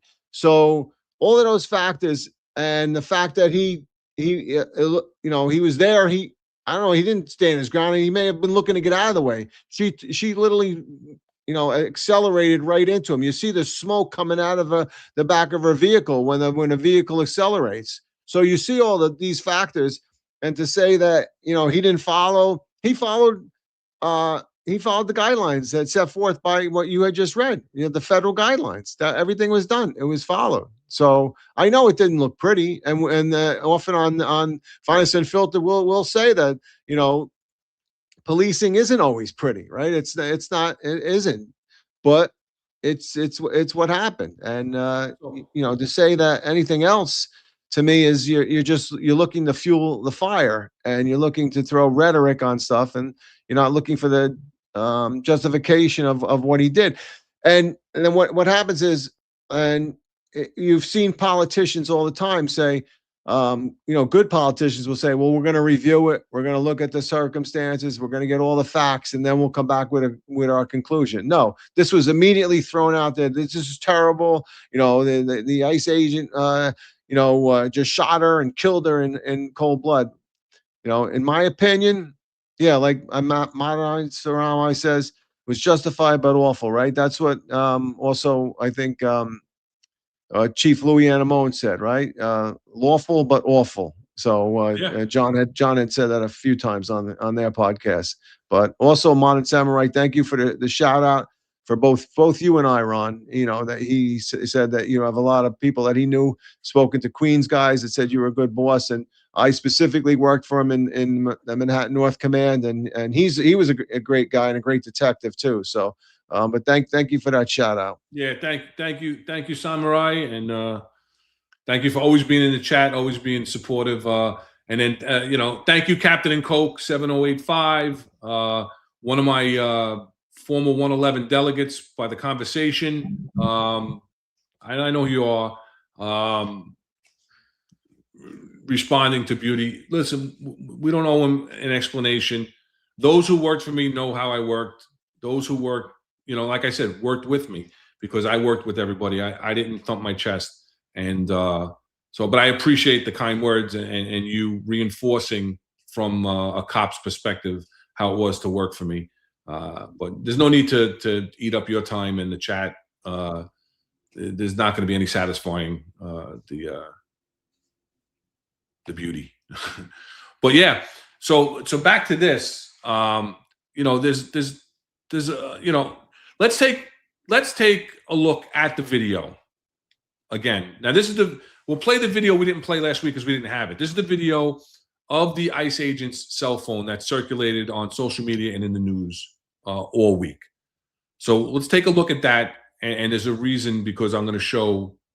So we're going to talk about a couple of different things, and then I'm going to show another video just to show people what we're talking about. But let's take a look at this tragic event, which that's what it is, right, Rob? Nobody here is saying that Renee Good deserved to die. Nobody is saying that they're happy that Renee Good was shot by this ICE agent. Nobody's saying that this ICE agent came to work wanting to get into this confrontation. We are saying, just like they want accountability on the police officers and the ICE agents and other law enforcement, right? Take accountability for your actions. That's what they always say to us, right? Be transparent, be open, take responsibility for your actions.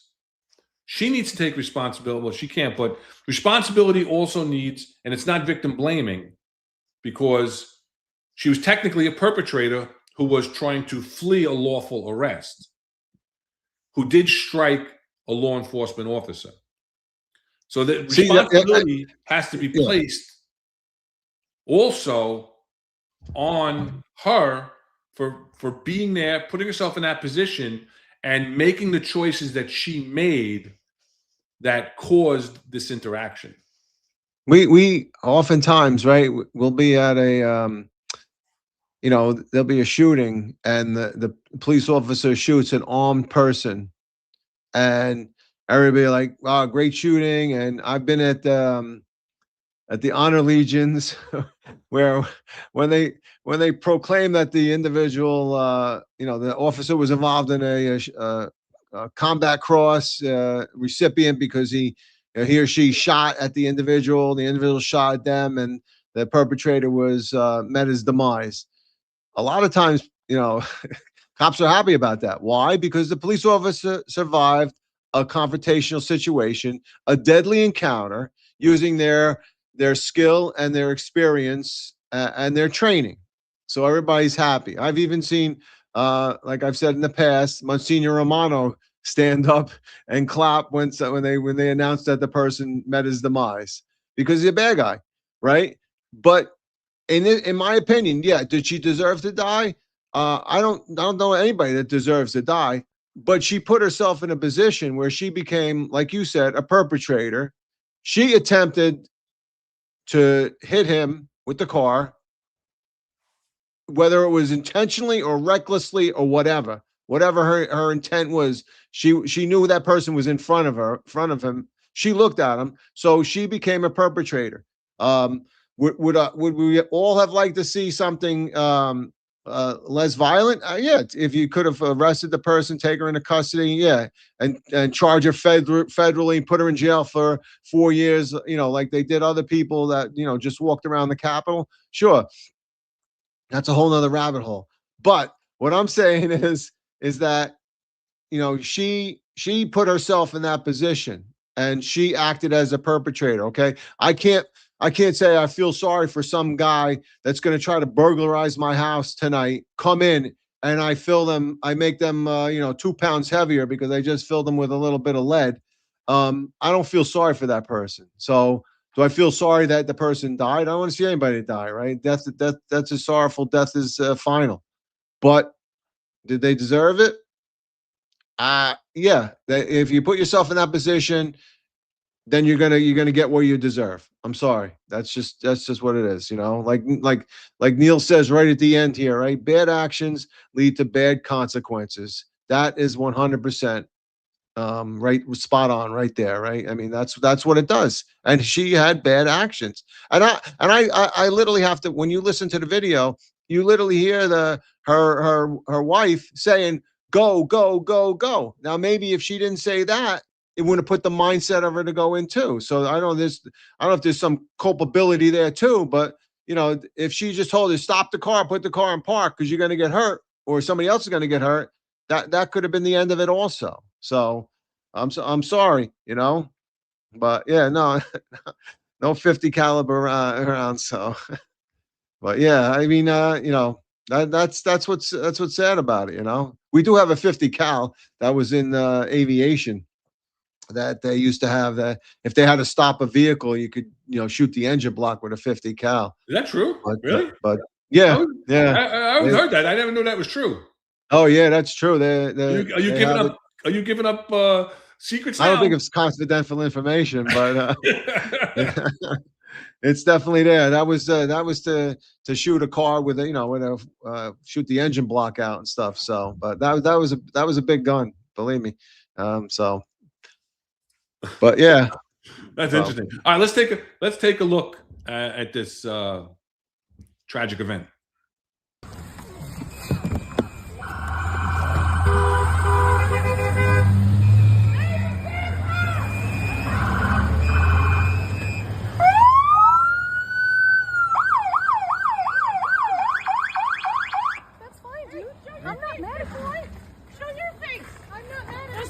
Change our plates every morning, just so you know. It'll be the same plate when you come talk to us later. That's fine. U.S. citizen, former fucking veteran. You want to come at us? You want to come at us? I say go get yourself some lunch, big boy. Go ahead. Out of the car. Get out of the fucking car. Get out of the car. Whoa!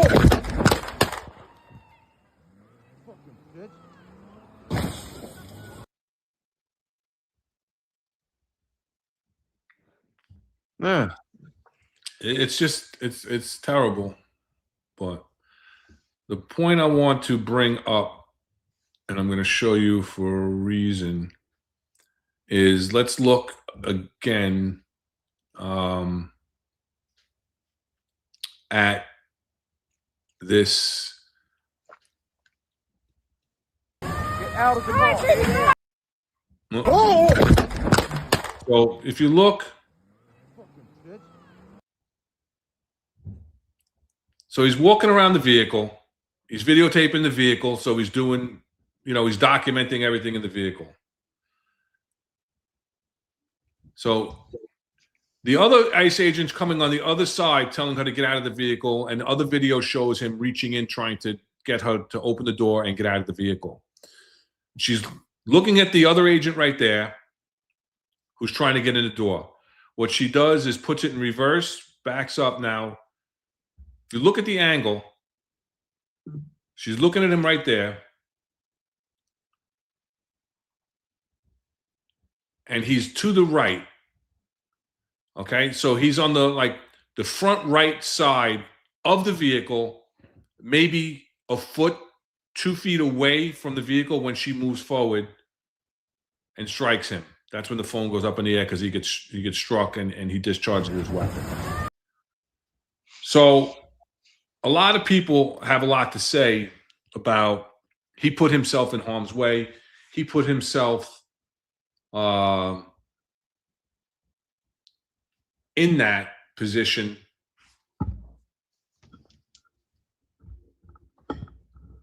And everything else. So what they're talking about, and this is something that came out from an article about a recent Supreme Court case that came down about the totality of the circumstances. Felix v. O'Connor. Oh, was it Felix v. O'Connor? Felix v. I forget who it is. It came out in December of 2025. Give me 1 second. I'll tell you, because now it's going to bother me. Felix. Well, I mean, if you talk about tactics, right? I mean, we're taught in the police academy, if you have to make a crossover on a car stop, you should always do it behind the radio motor patrol car, right? You should never do it between the car that your car stopped and your police car, because what could happen? At any given time, that person could back up and literally pin you and stuff. So if you were the recorder, which is the person on the passenger side of the police car, and you want to talk to the operator of the motor vehicle, you should, cross the back of the vehicle of the police car and then come up on the driver's side. And likewise, the operator, which is the one that's driving the police car, goes on the other side. Maybe there could be their policy that they're supposed to, video these things, or maybe they're doing it for evidentiary purposes. I totally agree with Reed. Poor tactics. He has one hand on his phone when he should have both hands free when he's taking enforcement action. Absolutely. But you know what? They probably looking to document these things. And that's why I said earlier in the show tonight, I think they should have body-worn cameras so that they can free up their hands, so they can move more freely and less restrictions. And the problem of them, holding that in the hand, yeah, that absolutely restricts them, right? It kind of restricts them in a certain way. One, if you have less than lethal on your belt, it restricts you on how you can grab that. And then because then if you put your firearm in your strong arm, then you literally have both hands filled up with equipment. So it's it definitely tactically there should be some training. I thought, this was my thought looking at this, that these ICE agents, they need to hire more ICE agents and have like a strategic response group front. Not necessarily doing ICE enforcement, but handling the protesters. As these protesters get higher and higher, and then give them the appropriate equipment to handle that. Similarly to what the strategic response group does, where they'll go forward, and they were clearing the path for them in Manhattan, right? They were taking all the debris and everything else that was thrown away.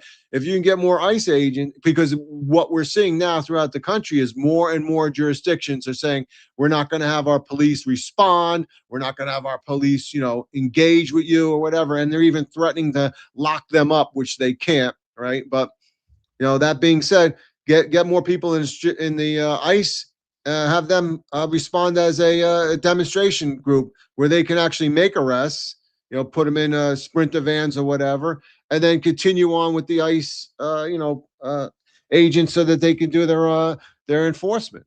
So, but yeah, I mean, we can go down that rabbit hole of law enforcement agencies and the sanctuary city laws, and the fact that they're not supposed to assist in ICE operations. But again, there's a difference between assisting in ICE operations and assisting other law enforcement agents that are being put in harm's way.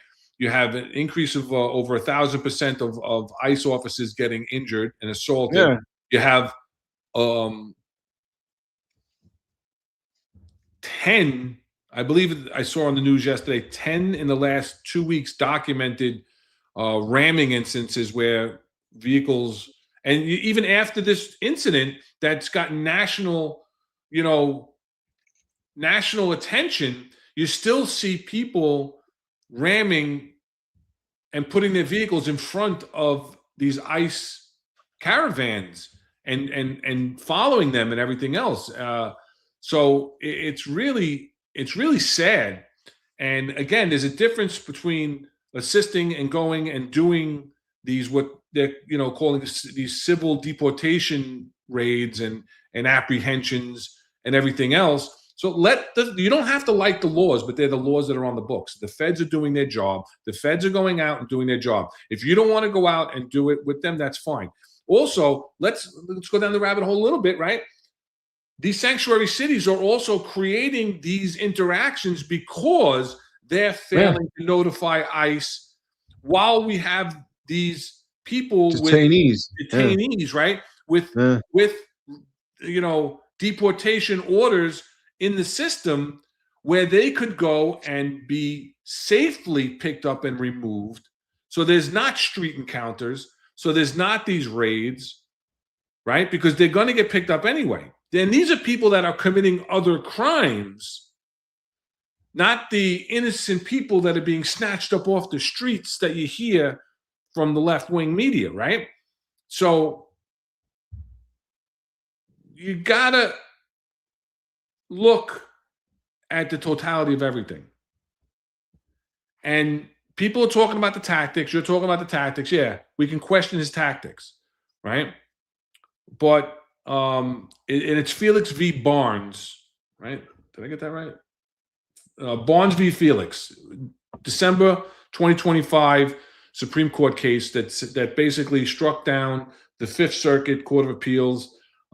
They had a standard of, they only took into consideration the last few seconds of an incident when force was used by a police officer, not the totality of the circumstances and the things leading up to the incident that caused it, taking into consideration the officer's training, tactics, the officer's history, the history of the incident. They only looked at exactly what happened, because what happened in that case is an officer jumped on a running board of a car to try and get somebody in. The guy took off and he shot and killed the driver. So they only took into consideration the fact of the officer being dragged away by the motorist, not the facts of the crime he was suspected for, the incident leading up to it and everything else. But what was not addressed and what's being I think misled by some people in the internet and on social media is that the Supreme Court did not address the issue of officer-created jeopardy, right? That the officer put themselves in a position to possibly be in jeopardy, thus creating the need for use of deadly physical force, which is what some people are arguing. If he wasn't standing in front of the vehicle, he created the threat of the motor vehicle coming at him. Therefore, he's not justified because he created his own thing, right? And it's called, right, officer-created jeopardy, right? So it's an academic theory gaining traction in reform advocacy, prosecutions, and civil litigations. Under this theory, it's if an officer's actions unjustifiably or unnecessarily created or increased the risk of deadly confrontation, even if the subsequent force was reasonable at the time, right? The officer should bear civil or criminal liability. For officers experiencing a critical incident, the difficulty lies in determining what will later be determined unjustifiable or necessary.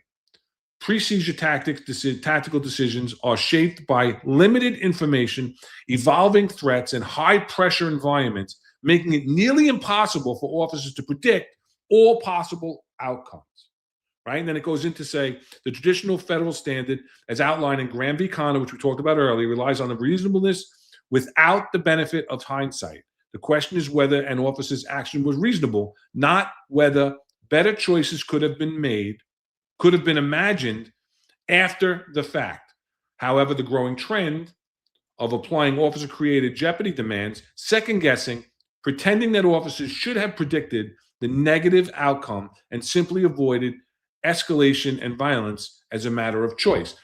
So part of that theory is that the cops should just let them go, not take action, not do anything, because when you have 20/20 hindsight and you could say he should have done this or he should have done that, again, you're taking yourself out of the mindset of that officer at the time. That officer was standing a foot, 2 feet in front of that vehicle that he didn't deem to be a threat at the time that he walked around it. He didn't jump in front of it to try and stop her. And then she kept going forward and he fired the shots. He didn't do that, even though there's nothing in the law that says he cannot do that, because the Supreme Court did not look at that portion of the case. They just looked at it and said the totality of the circumstances is what has to be taken into consideration.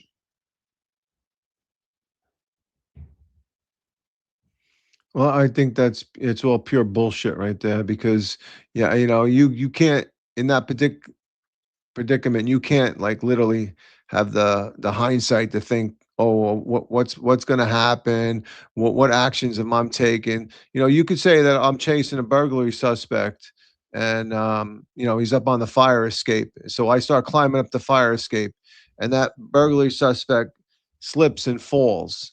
It says, well, you should have perceived that the he if he, it was he could have easily fallen off there or slipped or whatever. I mean, to me, that totally just is ridiculous because it pushes back on the responsibility on the officer of the and takes away the responsibility of the perpetrator. So that's why I think that's just BS.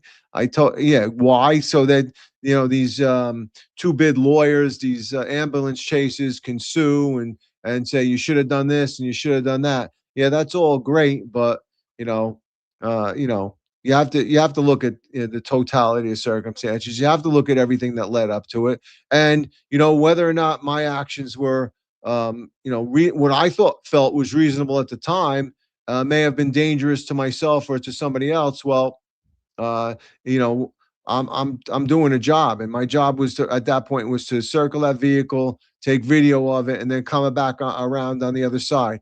I didn't anticipate that the vehicle was gonna, run me over. So I mean, that's where it comes out that you have to like literally have everything in your head. We're human beings. We're not robots, right? So I think there has to be some humanity brought into our profession and to understand it and all these second guessers and Monday morning quarterbacks and ambulance chaser lawyers that want to make money on it. Hey, that's wrong. That's wrong. Well, you brought it up just right there, the human factors, right? So I got something on that too, right? Okay. So you got the human factors in decision making under stress, right? One of the most significant concerns, and this is exactly what you just said, is that officer created jeopardy analysis fails to consider the human factors that affect officers during critical incidences. Decision making in high stress situations often involves fast, intuitive, right? Because your experience, right? Heuristic, I honestly don't know that word, thinking, rather than the slow, deliberate, and analytical thinking, my mother's going to kill me on that one, that occurs in less stressful circumstances. Expecting officers to engage in optimal, rational decision-making in real time disregards the perceptual and cognitive performance issues that they can face under stress, including tunnel vision, I spoke about that earlier, auditory exclusion. People don't realize you stop hearing everything else when you're in a high stress situation, and stress hypervigilance. So your adrenaline is just completely pumping through your body. Courts and juries using post-event analysis, applying slow, analytical thinking, which does not reflect the reality of human performance during life-threatening events. Failing to account for these human factors may result in standards that exceed what is realistically achievable. And this again completely ties into what you said earlier about the body-worn camera. It's Right. all tied together. Well, Mono Tsunami is going to school us now. He's going to school What me. mom say? I Oh, looked he's it up giving me. too. Involving or serving as an aid to learning, discovery, or problem solving by experimental or especially trial and error methods. That's yeah. Thank you, Modern Samurai. Sorry. So thank you for that. I appreciate that. But then the last thing on this is criminalizing discretionary tactics. It's another growing concern. And again, this was an article in a legal website when they were discussing Barnes v. Felix prior to it actually coming out.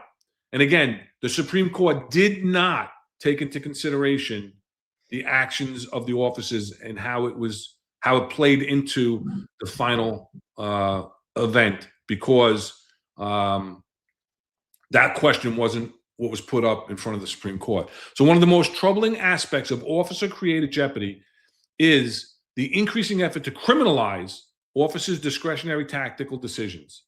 Officers are trained to rely on their admittedly imperfect judgment in chaotic and evolving situations. Yet, this controversial theory opens the door to criminal prosecution. If in hindsight, different tactics could have arguably de-escalated the situation. This trend shifts accountability from the suspect, who should be held responsible for their violence or threatening behavior, to the officer, who is now expected to predict and mitigate the suspect's unpredictable actions and escalating threats. Here's a big thing too, and this was discussed today on John and Eric's show, right? Qualified immunity. In federal civil cases, qualified immunity protects officers, shielding them from liability unless their actions violate established legal standards. Qualified immunity recognizes that officers must make difficult, split-second decisions in unpredictable situations, unless the excessive quality of force would have been obvious to any reasonable officer, meaning beyond debate. Officers are shielded from civil liability. Civil liability, not criminal liability, which is what people are mistaking in this last week's arguments also. However, state criminal prosecutions can bypass these protections, subjecting officers to liability, criminal, based on the jurors and judges second-guessing their tactics, even when those tactics are consistent with generally accepted police practices. And remember, qualified immunity was removed from the NYPD. The NYPD, bringing it back home to us, because we've been talking about this federal case, bringing it back to the NYPD, qualified immunity was removed.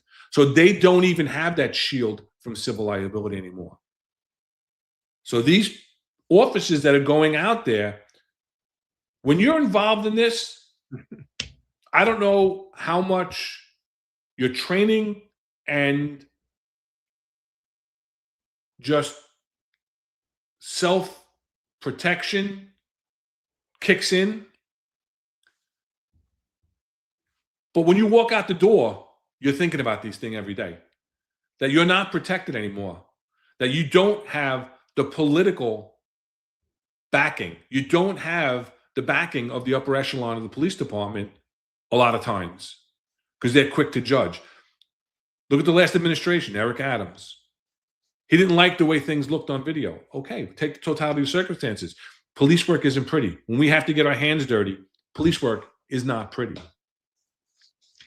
Yeah, I mean, you take away qualified immunity, you're talking about, people being sued civilly, right? So then you lose your, you lose your house, you could lose your things like that, right? Even when we had qualified immunity, you would talk to the corp counsel and they would be like, all right, we're going to indemnify you and stuff. I mean, even then it was like you were like on the edge of your seat. It was like, hey, this is what I did. I felt like I did everything well. You're talking to a corp counsel attorney, explaining the whole thing because you were being, the department was being sued. You were being sued. You were named as a litigant in there. And they said, okay, this is how you did. Oh, you followed the patrol guide, followed the procedures. You did everything. Okay, so we're going to indemnify you. And you're like, oh my God, thank God, but that's what qualified immunity is about. If I do everything that I appropriately and were trained to do and follow procedurally done, whether it's in the Constitution, whether it's in the penal law, whether it's in the patrol guide, I followed what I was supposed to do, then I should be, I should receive qualified immunity, and I'm free from civil litigation, and I don't have to worry about whether or not the guy that I shot is going to be living in my house, and I'm outside on the street. I think it's extremely important. And you know what? If you don't follow those laws, then there's the ability to sue you civilly. So what's wrong with that? I mean, I totally agree with it. I don't know why. I mean, that to me was just another way to stop people from trying to be police officers, to be out there on the streets, to do anything. It was another way to defund the police officers. That's how I took it. Yeah. And listen, I mean, Delray 53 has always got good comments and good questions in our Ask an Executive portion. saying he feels like he's back in John Jay College in constitutional law class. Oh, we're not trying to make it that. We are trying to educate our listeners and our followers in what it's like to conduct these investigations. But what we have to know as executives and as I think they're just messing with me now because you got another one. But in all seriousness, we're just trying to let you know that we as executives, as investigating supervisors, we don't take things lightly. We do have to be well educated and well versed in the laws and the policies, which do differ, and sometimes conflict. And we have to be able to take that out. We talk about the human emotion, and then we also talk about having to take out the human emotion of the investigator when looking at these things. So it's a difficult task, and that's what we wanted to do today, is we wanted to give you a view from our lens of what it's like to look at these incidences. And that's why when we give our analysis on videos, we're Monday morning quarterbacking and talking about what might have been done differently, but that doesn't mean if we say it could have been done differently or we think it should have been done differently from our experience and our knowledge from either being involved in similar situations, investigating similar situations, overseeing similar situations, being on the scene of situations. We have a lot of years, 65 years of total experience with the NYPD. So all we're trying to do is give our perspective, the executive perspective, on these types of instances and educate our listeners on what goes on behind the scenes that you don't know about. And the fact that we do have to know these things and we do have to learn these things and be well versed in these things. Last night on 10-Foot Tavern, I kind of alluded to the fact of my experience of 35 years in the NYPD. I named a hell of a lot of bars that I knew of in New York City. Yes. Yep. Yeah. You and Mike were going back and forth with the Bronx spots. Yeah. Oh, and Pete. Yeah. So, the reason I brought up the positioning of the officer in this tragic event when he first, right? And I don't have another video queued up to show him from a different angle, but I'm sure everybody has seen it by now. He's standing about a foot away, center right of the vehicle, in front of the vehicle. And luckily, she does begin, because the other videos in slow-mo show when she accelerated, her wheels were pointed straight and pointed right at the officer, and then she turned them. But you see that when she accelerated, thankfully it was on an icy surface, which is something else you have to take into consideration for the officer's ability to maneuver quickly, is that her wheels were straight when they began to spin. And then she turned to the right and the vehicle lurched, striking the officer. Everybody says you got the idiot mayor who says he got hit. You see more injuries from somebody bumping their hip into a door, and oh yeah, he wasn't run over. Nobody's saying he was run over. He was struck by the vehicle. He could have been run over by the vehicle. He could have just got out of the way. People think it's that easy. People think it's that easy. And I'm going to show you a video now. I'm going to bring up a video now that's going to show how this could have gone. And it's a brief video, and it's a tragic video. Jeep continued to advance. Officer Caprio got off one shot.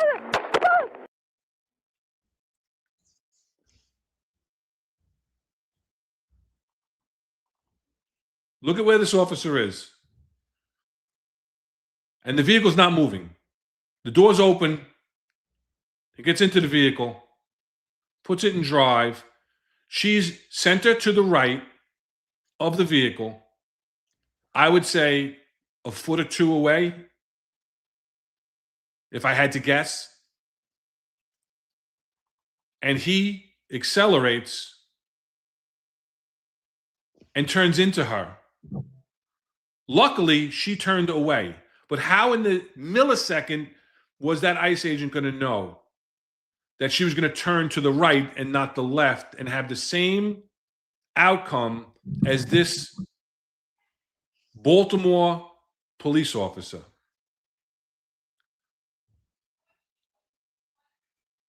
Who gets struck with arrest, but a somber jury saw and heard Amy Caprio dying from massive crushing injuries. Amy Caprio, police officer from Baltimore County, died. People say it couldn't happen. Oh, he was just a foot away. Oh, it just brushed him. It just bumped him. He was fortunate. He was fortunate that the wheels turned to the right. He was fortunate that the car was on slippery ground, because when she first accelerated, the wheels were pointed straight at him and the wheels spun. It was shown in another video. This officer lost her life being a foot or two away, center right of the vehicle.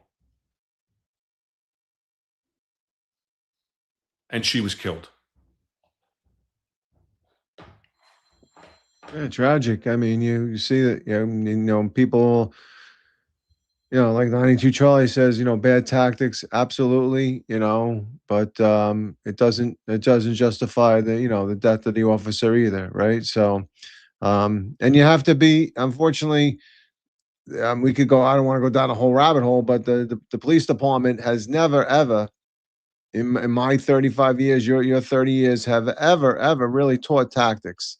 You get a little bit. The best tactics training I got was in the emergency service unit, and those guys and gals are the best in the business. The problem is it doesn't continue that training to people that are on patrol, who the first responders, the ones that are there first before anything else. I could tell you on scenes of barricaded perps or barricaded EDPs and mostly disturbed persons that was the perimeter secured. Oh no, we didn't secure the perimeter. So it just common sense stuff is not done and not taught. And I blame the police department for a lot. But yeah, I mean, you always have to think tactics. And you know what, I always say it all the time, right? The critique, the hot wash afterwards. A hot wash doesn't have to be with anybody but yourself and your partner. When you get back in the radio car, what did you do wrong? What did you do right? Did we approach the door properly? When we knocked on the door, we were standing in the fatal funnel, where we were standing in front of the door, or we were to the side? What do we do when we're on a flat where the door is the last one at the end of the apartment and there is no side to it? How do we knock? What do we do? There's all these different things you need to talk about. How do we approach the vehicle? I was lucky to have a great bunch of guys when I worked in the 4-1 on midnights that were excellent in executing stolen cars without getting into pursuits, blocking in vehicles, doing a lot of other things. But on occasion, one would go bad. One time I remember we boxed in a stolen taxi, a yellow cab.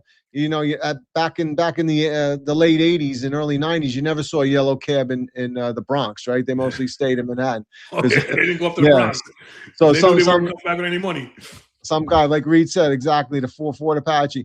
And we boxed the guy in. What did he do? He backed up and he rammed the patrol car that was behind him. He ran the patrol car, and then he squeezed in between two cars that were parked on the curb up onto the sidewalk.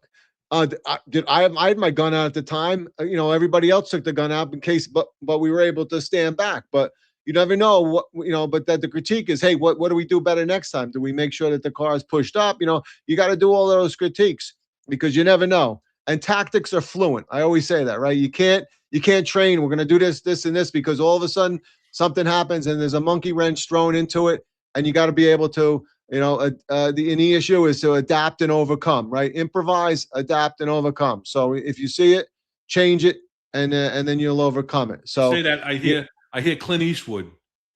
You say that. Improvise, adapt, overcome. That's it. Exactly. Did I fire 6 shots or 5 shots? Well, Oh, yeah. Beauty, I don't know what podcast you're listening to, but Rob specifically said in the beginning of his talk just now, his segment, the NYPD does not train you enough, No. especially in tactics. So I don't know what you hear, because he specifically said that, and we never talk about that. We always talk about the lack of training or the inadequate training, and don't put the blame on the officers. We put the blame on the job for inadequate training. Always. That's a constant theme on our show. And that's one of the things that we're trying to do today and other days when we Monday morning quarterback things, is to help listeners like yourself that don't get properly trained, and maybe something that we say will hit you in a positive way that may affect the way you handle things out in the field, that may make it a safer environment for you. That's what we're trying to do here. We're not knocking people. We're trying to give our perspective, to talk about tragedy, to talk about incidences that happen on the job, good and bad, and talk about how things might have been done differently, how things could be done differently. But like Rob just said, things are so fluid, nothing is absolute. And nothing you say can apply to any two situations the same. Ever. No.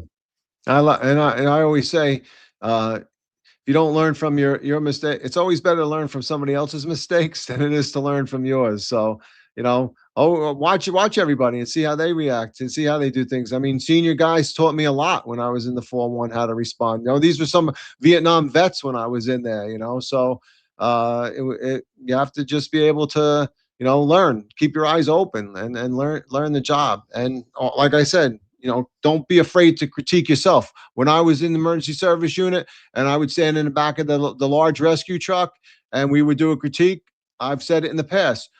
If I did something wrong, they would say, "Listen, you did that. You were wrong for standing there. Why did you stand there?" And then I would think about it like, "Oh shit, you're right. I'm sorry. I didn't mean that. There was no rank in it, and there should never ever. If you're ever going to do a critique and you're a supervisor or a boss, when you do a critique, there's no rank. You need to hear the criticism, yeah, and you got to be able to learn from it, and then you can walk off that and be better for it. So, and the things that you get taught, then teach others. That's Billy Blastoff is saying just that. When the NYPD had NSU detectives showing us baby police how to get involved, how to do search, how to search a suspect, where to stand during a car stop, and when walking back to the RMP, look back at the occupants. Yeah, so that's 100%. That's another thing that we talk about all the time, Billy, is the attrition that Beauty talks about all the time, of all these thousands of officers, tens of thousands of officers that are leaving the job over the last few years. You're losing that experience. You're losing the experience of these senior officers to teach people.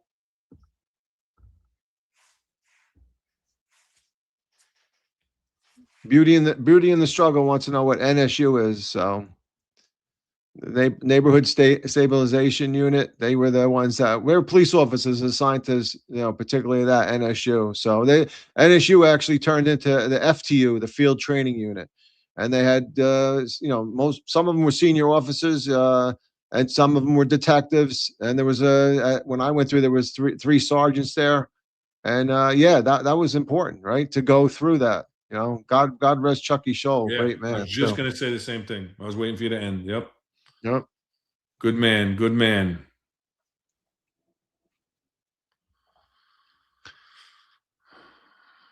All right. It's a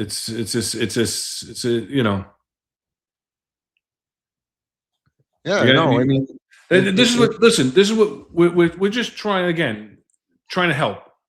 That's all we're doing, is we're trying to help, and trying to give our thoughts and perspective, and put that out there.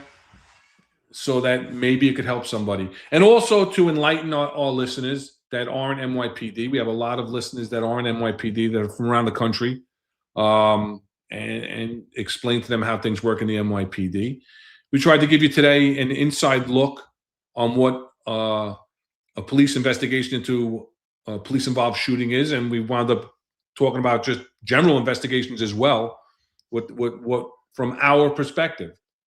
You're going to get a different perspective on the different shows because we were at different points in the careers. So today we're trying to give you that executive perspective on what the shooting is and the tactics. From John and Eric, you're going to get a breakdown of more operational, personal experiences on gun arrests and things like that from Eric and from John, who has more experience than people give him the credit for. Analytical and detective experience, as well as patrol experience from Marlon, from when he was out in the field as a proactive police officer who earned the rank of detective through being a field intelligence officer and going into intel.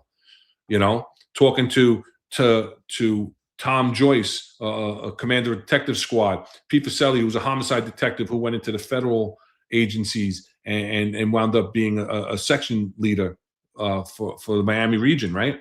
So you get all different perspectives from our life experience and our job experience, and it's not all about being bad. You got anything else, Rob? What's your closing thoughts on this?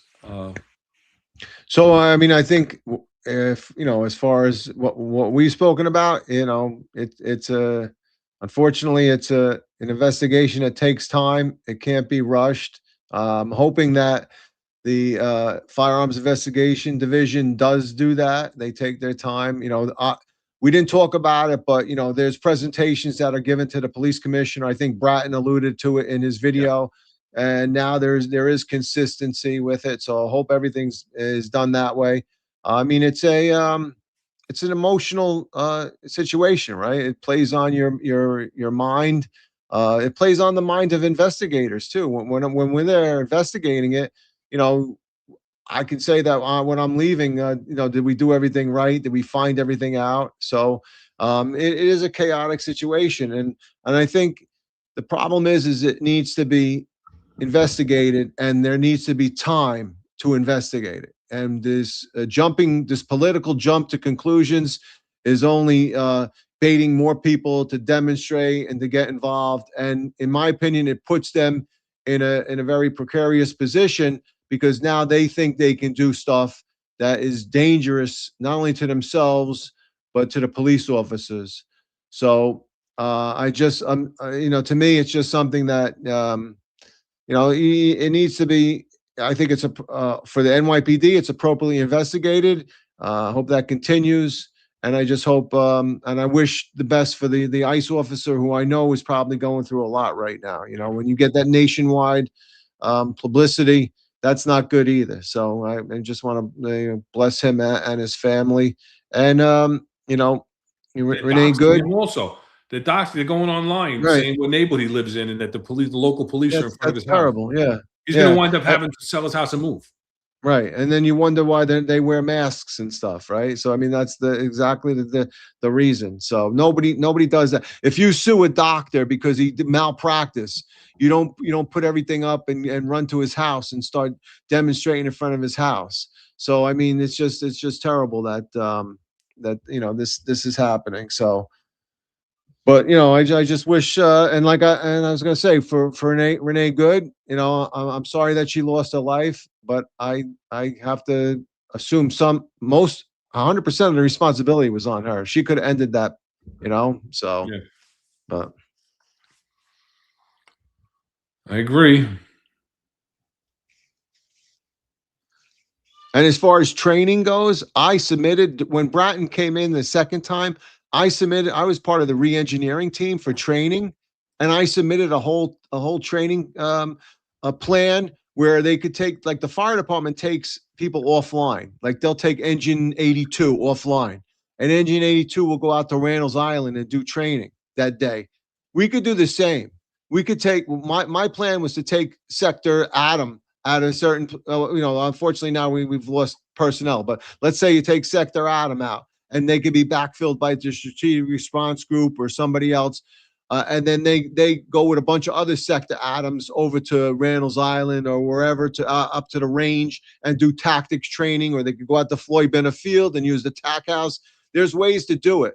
I understand that, the job doesn't want to do it, but, and to me, there's a liability and there's also a certain need to do it. I mean, it should be their responsibility to take care of their personnel. So, I mean, hey, look it up. It's still there, right? Go through it and fine tune it. There's ways to help our cops learn more and have better tactics. Agreed. Welcome to Mike Marino, Chief Marino, part of the Finest Unfiltered family. Sat in as a special guest co-host last night on the 10-4 Tavern. Great show. Go back and watch that on the repeat, without a doubt. I want to tell Mike, I also agree 100% with you. I love John Fetterman too. I think he's great. Does Mike want to have a drink with Fetterman?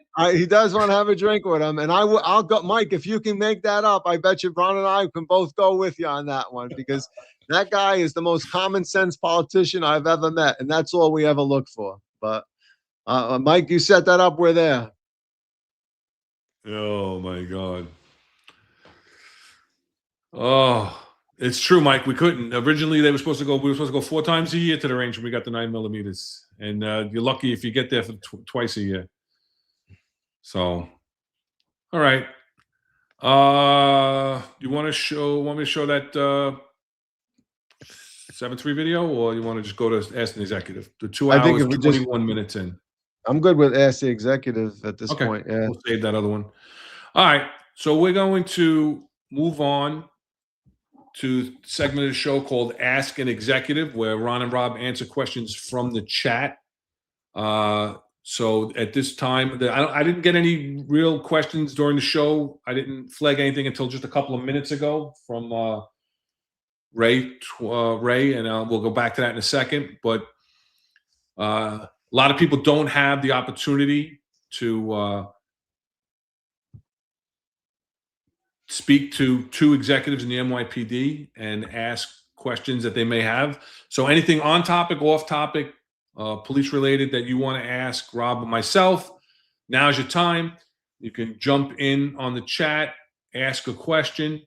If you want to ask us a question because you're an active member and don't want to be identified, you could send us an email to theexecutiveperspective@gmail.com, theexecutiveperspective@gmail.com, or you can DM us on X @execperspective. The DMs are open.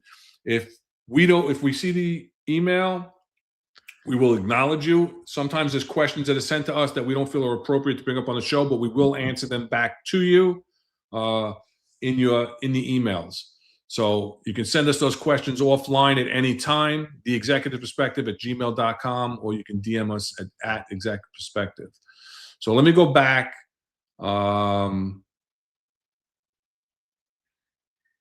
to 7:24 p.m.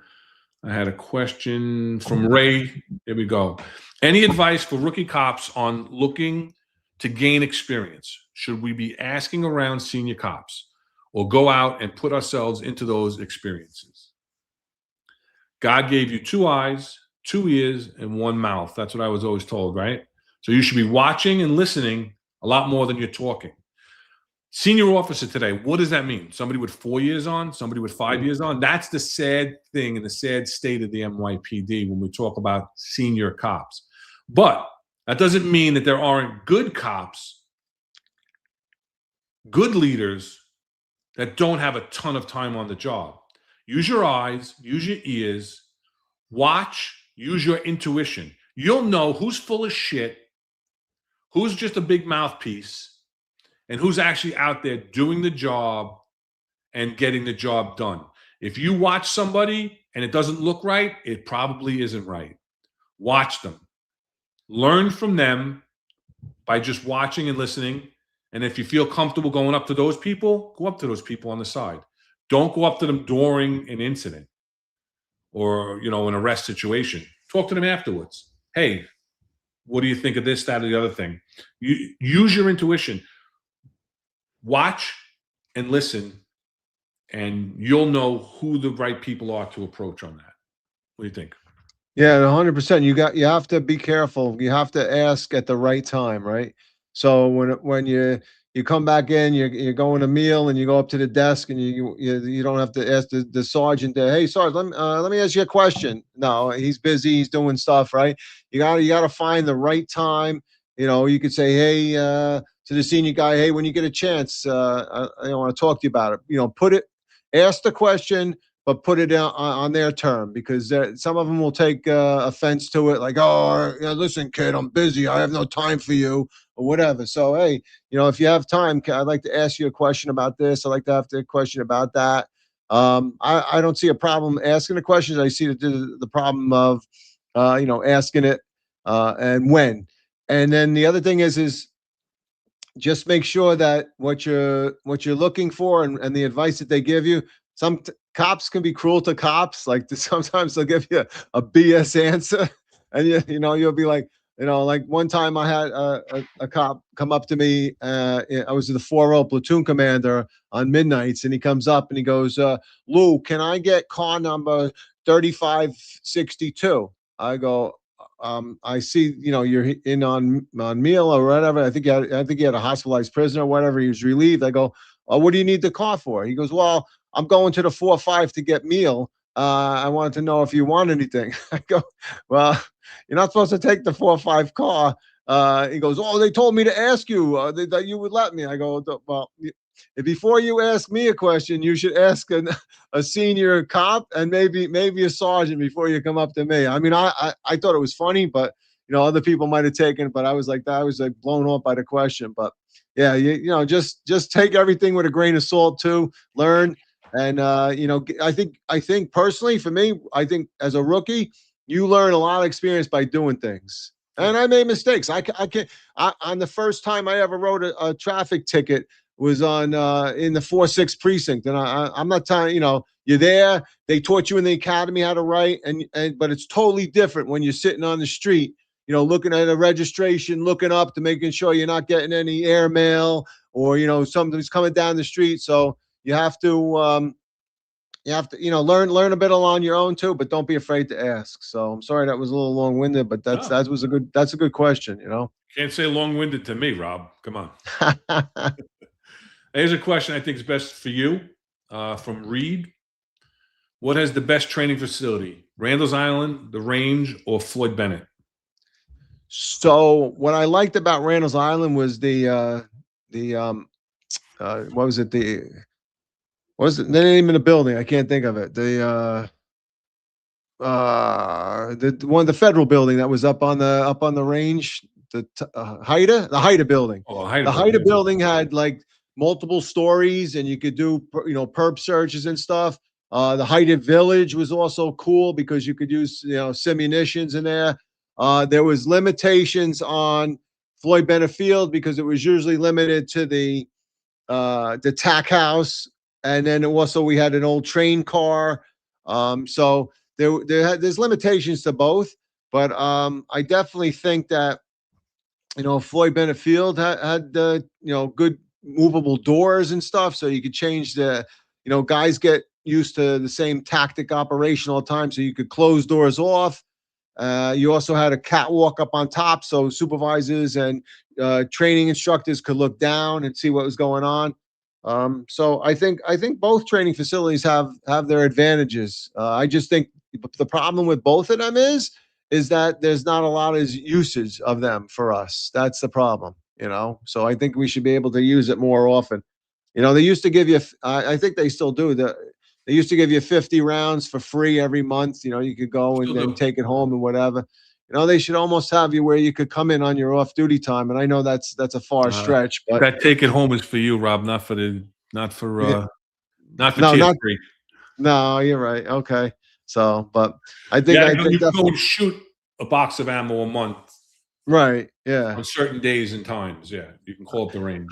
I just think that, they need to do more training. So, and, 100%.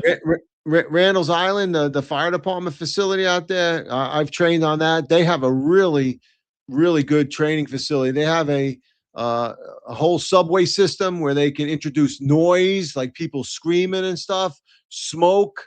I mean, they have a lot of modern things. I think they also have like like a ship made out of ship containers, and they've actually made it so that they can do forcible entry things in there. So there's quite a there's those are three great training locations. They each have their own particular advantages, but I think the problem is we need to get out there and do that. That's the Yeah. problem. All right. I'm not even going to go there. I think that was well answered. So we'll go to beauty in the struggle. When is the best time to pull from your 457? And then we have Mike Marino jumping in to help us out with Asking Executive. And he answers beautifully when you need it. If not, you can roll it and actually get an incentive payment. Now, I'm not a financial guru. Mike is well versed in this stuff. But no matter what, speak to a financial advisor for the best way, because I know you get crushed in taxes when you take it out, because not only do you have to pay out of your 457 your city, state, and federal tax for those who are still living here in New York, it gets added to your income for the year as taxable income. So you can get kicked up into a higher bracket and therefore even pay more taxes. So you got to be careful on how you take it out and what your disbursements are. But talk to a financial advisor about that. Yeah, my only suggestion is I believe it's 59 and a half. If you take it out prior to 59 and a half, you also get whacked with a 10% penalty. No, not the 457. 457 too, yeah. No, not the 457. The 457, the day you retire, no matter, even if you're 41 years old, you can take the money out with no penalty. You just pay the city, state, and federal tax. You sure? Yeah. Positive. I'm positive. It's the annuity that if you touch it before you're 59 and a half, you have the penalty. If you didn't retire before you were 55 years old. I'll have to look it up. Okay, because 457, you're not the deferred comp. That's the whole benefit of the 457 is that the day you retire, the money is eligible for withdrawal with no penalty. Okay. Well, you pay the taxes. All right, I'll have to look it up. The other thing is with that is also that you can roll it over. If you don't trust the city, you can roll the 457 over into a Fidelity or a Charles Schwab account too. So I didn't trust the city with my money. 457 is run by the city. I've heard, I don't have facts on it right now, but that a city can actually start withdrawing from that or whatever for you if the city goes bankrupt or stuff like that. But I'm not 100% on that. But but the best thing to do is speak to a financial advisor. That's the best thing. All right, Rafael Martinez, a friend of the show and the network. Good evening, Inspector Chief. My question for tonight is, if you guys have the duty inspector or duty chief for the day, if an MOS has an off-duty incident outside New York City, even overseas, do you have to respond? It completely depends on the situation. If it's overseas, we're absolutely not getting on a plane and going. We'll handle it over the phone as best we can. But if it's outside of New York City, again, within the immediate area, there's limitations. We could go to South Jersey, or we could go, depending on where we have to go. But if you're in Florida, we're not going down to Florida. But if it's outside New York City and the surrounding area, the duty captain is most likely going to respond and then report to us. As the duty inspector, they're going to report to me. If I feel if it's important enough or a big enough job, I'll respond out, and then I'll report as a duty inspector to the duty chief. It's the pecking order. Very rarely is the duty chief going to have to respond to an off-duty incident, even if it's a change in duty status. The change in duty status, unless it is a must-suspend situation, is a recommendation to the chief, and the chief makes that determination. So people say, oh, Ron modified somebody. Technically, I didn't. I called Rob, I gave Rob the lowdown, made my recommendation, and Rob made the determination. So it's on the recommendation of Inspector Layson under the authority of Deputy Chief Robert Lukash, XO SOD, is how the 49 would read. So it depends on the severity of the case. Even as a captain, sometimes I've handled minor instances over the phone, but it's a pecking order. Yeah, I mean, for me, highly unlikely as a duty chief that I would respond outside the city. And yeah, most of the times it's a call. I've had it where there's been calls from captains because the inspectors are too scared to talk to the duty chief. You know, but whatever. I mean, when I was a duty inspector, I would get all the information from the duty chief, and I would get all the information from the duty captain. I would call the duty chief, and because you know, I've had it, but I've had it where you know it's been the other way where I've called as a duty captain, called the duty inspector, and the duty inspector says, "All right, call the duty chief now." Yeah, I would And then never. no, you never had that. And then I've had it No, where I would never, as a duty inspector. oh, I'm not saying you would. No, I've had it. I've had it where you call operations and ask who the chief is and explain to them the situation because operations thinks they have all the answers because they want to brief the chief when they call the chief because you're not calling the chief directly unless the operations gives you the chief's number and says call him directly. Unless you know the chief, then you call the chief directly. Some chiefs don't want to talk to the intermediary. They don't want to talk to the inspector unless the inspector's on the scene. They want to talk to the captain because the captain's got really all the answers if they're the ones on the scene. But others don't want to talk to the captain because they think it's below them, depending on the chief, and they want to speak to the inspector. So the inspector better have all the answers before. Like I had, if it was going up, if it was getting kicked up from me, I wanted to know everything. And if it was getting kicked up from me, most likely I was going to the scene. Because I want to have that firsthand knowledge to be able to answer the chief without sounding like an idiot. yeah, well, I could do that off on my own. I don't need any help. I wanted to hear from the duty inspector when I was the duty chief because you know what, you're out there, it's your ball of wax, and what's going to happen is somebody's going to, and it was also protection to the duty inspector because what happens if somebody asks them later on, hey, you know, what happened, Rob? I'm the duty inspector. What happened, Rob, at this scene? Oh, I don't know. I don't have all the facts. Well, how did it get past you then? It's your responsibility to know. That's what the duty inspector does. But I've had it where I've called the duty chief as a duty captain, and the duty captain's like, who's the duty inspector? Why didn't he call me? And I would give him the name, and he goes, all right, I understand why he didn't call me. So, yeah, we get to know each other pretty well. I'm going to jump to Modern Samurai. This is a tough question to answer in short form. Rob, if you were the current PC, what changes or policies would you implement to improve the current morale of the department? I think we've talked about this on prior shows. Listen, the policies and, you know, it has to start at the top. It has to start, make appropriate choices at the top so that the rank and file have confidence in their leadership, who are going to do the right thing for the membership, not for themselves. Because that's unfortunately what we've seen in the past couple of administrations. That's my short answer. For me, I would think what we spoke about a little bit today. I would find a way to increase the training because I think if you show the police officers on the street that you care about them and give them better training, like you know, 92, I think 92 Charlie alluded to earlier, you know, we're the first responders on the street, right? The cops. You want them to have the best tactics. You know why? Because then everything falls into play. So it would just make the job better. So you know, that's what I would do. Definitely more training. What's Mike saying? No, you get a spot on taken away for this one. Mike's saying what happened? Tickets are for ball games, Rob. You wrote the summons. Oh yeah. Okay, I got you. And then it was my first one, Mike. I was nervous. I was even nervous talking about it. I must have, instead of saying summons, I said tickets. Marlon, fire detective, finest unfiltered family. You see him Mondays and Fridays on the New York's finest retired and unfiltered podcast, 0805 in the morning.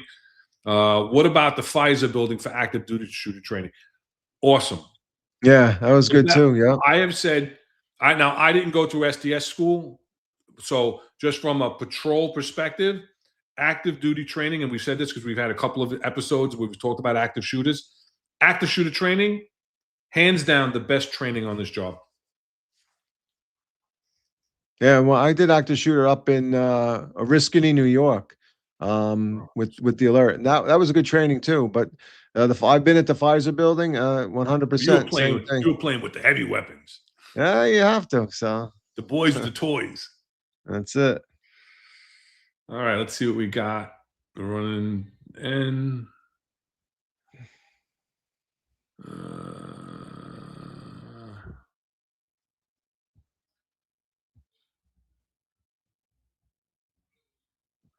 Mike is saying this, and I'm going to say you're wrong, Mike. If you take before you're 59 and a half, you have to pay a penalty. You do not. I've already withdrawn from my 457.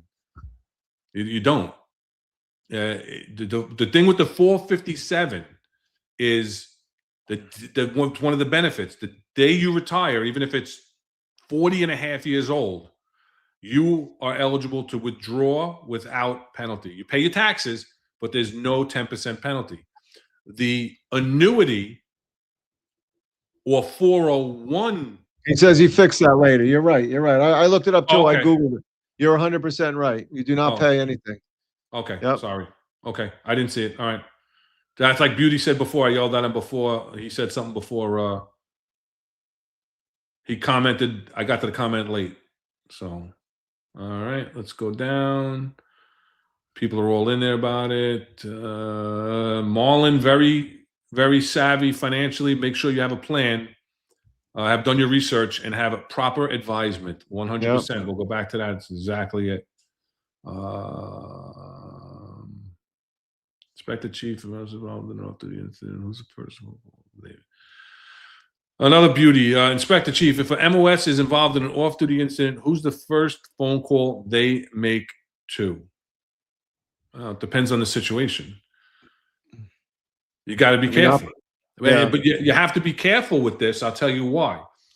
Because the first call, depending on the situation, should be to 911. Because as we saw in the unfortunate shooting in housing in Brooklyn, the officer called his delegate before he called the boss when he had the accidental discharge, when he was holding his firearm and the door hit his hand and he shot and killed the guy in the hallway, in the stairs. And that came into play in his criminal case.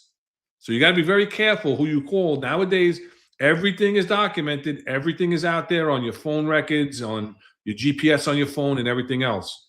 So first thing you should do is life safety, call 911, depending on the situation.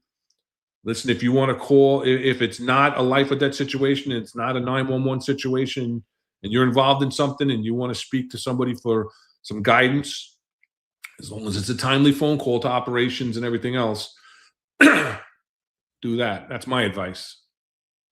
Yeah, I agree. Oh, Modern Samurai is acting like my daughter now.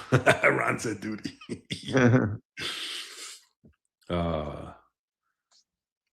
And Mike Marino is saying that he would usually go.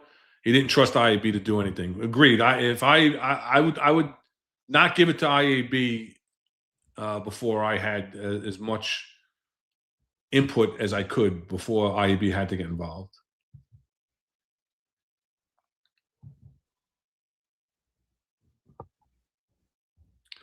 You see anything else? No, I just want to jump into.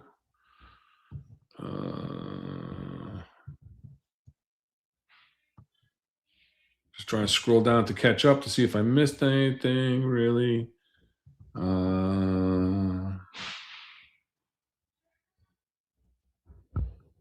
me see. You got anything else before we, I guess I'm just trying to scroll down. I'm up to 747, so.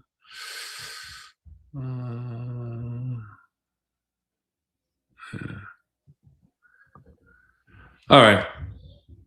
And then Beauty, you already got 2 questions. I'll give you this last one. You'll be the last question for the night. Does the NYPD need to be modernized? Oh, of course. You can never. We're always behind. I think they've done much better since Bratton 2 with modernizing, with computers and with systems and things like that. But it could always use more modernization. Anything on that, Rob? I agree. Billy Blastoff has a good question. Did you ever buck heads with IAB in an incident? Oh yeah. Yeah. Oh yeah. But I had subordinate people at IAB, subordinate meaning a lower rank than me, trying to tell me what to do, and then giving me a hard time when I said, well, then get the IAB duty captain, which they do have an IAB duty captain. When I have somebody on the, at the command center trying to tell me what to do, have the duty captain or the IAB duty inspector call me, and when they come out at the scene, believe it or not, they do kind of stand back and just observe, take notes. They don't. I haven't really been in situations. I'm sure Mike has seen a lot more than me in his time in Brooklyn North, but I haven't seen IAB come to a scene and try and take over and be pushy and demanding. On the phone, many times, and I've had to put them in their place. How about you, Rob? Yeah, no, the same thing. I mean, you just have to be firm with them. They're not running the job. You are. And if they're going to take it over, yeah, I used to ask them, "Are you guys taking this over? Are you taking the case?" "Oh no, we're just here to observe." "Yeah, well then just shut your mouths and just observe, and do what you got to do." I've had them in GO15s where they all of a sudden they start asking questions. I'm like, this is not part of it. You're sitting here to make observations, so you just got to be you got to be firm with them and tell them, "Hey, that's it. Keep your mouth shut or whatever, unless you want to take it." And I can't tell you how many times that right away they'll back off because they don't want to take it. That's it. So All right. Well, everybody, we really appreciate, again, as always. wait, Sleepy Joe, one Oh. friend from the family in our podcast all the time, says, "Why were some white shirts obsessed with barrier positioning and details?" I think it's just, to me, they're just a bunch of idiots, and it's a show of power. That's all. That's all they knew what to do. Walk up and down. I remember, I'm gonna say, who was a 3-star chief told ESU response team, "You got to be on the other side of the barrier on a presidential detail." And when they went on the other side of the barrier, one of the observations team said, "Hey, we see a suspicious thing," and the cops were like, "Now we got to jump over the barrier." And then the chief's yelling at him, "You got to get over there and check out the suspicious thing." Is, "Chief, you just told us to go on this side of the barrier, you stupid idiot. What the hell, man?" So, they love to move the barriers back and forth, whatever. I think I don't know. It was something they always did, right? Put it on the curb, put it on the street, put it back and forth. Oh. Just a freaking power struggle. I think that's all they had at those details. There was nothing else for them to do, Happy New Year to Amazing Ant. Thanks for jumping in today. Oh yeah, Amazing Ant. Good to see you. All right. Any closing thoughts? No, I just want to thank everybody. Thank the chat. Always involved. We always appreciate you guys and gals. Throwing your comments in there. Giving us a feedback, whether it's positive or negative. We like it. It's always good conversation. And just if you're out there in the streets, New Year, be careful. Watch your backs, and just keep watching us. If you can't do the training, I can honestly say that John, Eric, Marlon, they give you great advice. They break things down. They really do a great job. 10-Foot Tavern, another great show. They bring on Pete and Tom bring on some great guests who have experience also. And again, Ron and I, we have the 65 years of experience, a lot of executive experience. So just keep following us and like and subscribe, and we appreciate everybody that was with us tonight. Always a pleasure. And then we got Modern Samurai for our first and only super sticker for the night, $20. Some cash OT for being spot on tonight. That's for you, my friend. Yeah. You got Hey, 4. Well, I'm going to give you 3. You lost one with Mike. Mike took one away from you. That's the first extra money for us for the year, right? That's the first of That's the right. year. Modern Samurai, you're the first super sticker of 2026. We appreciate it. We appreciate it because for those who don't know, we're not monetarily sponsored. So to keep the platform up and running, it's all from your donations to the super stickers, and as well as some little bit of pennies that come off of the views. So that's also important. Why we need you to like, share, and subscribe. And once we get to that 100,000 viewer, the algorithm might change. So we're saying, give us the love of the subscription, so we can hit 100,000 by Valentine's Day.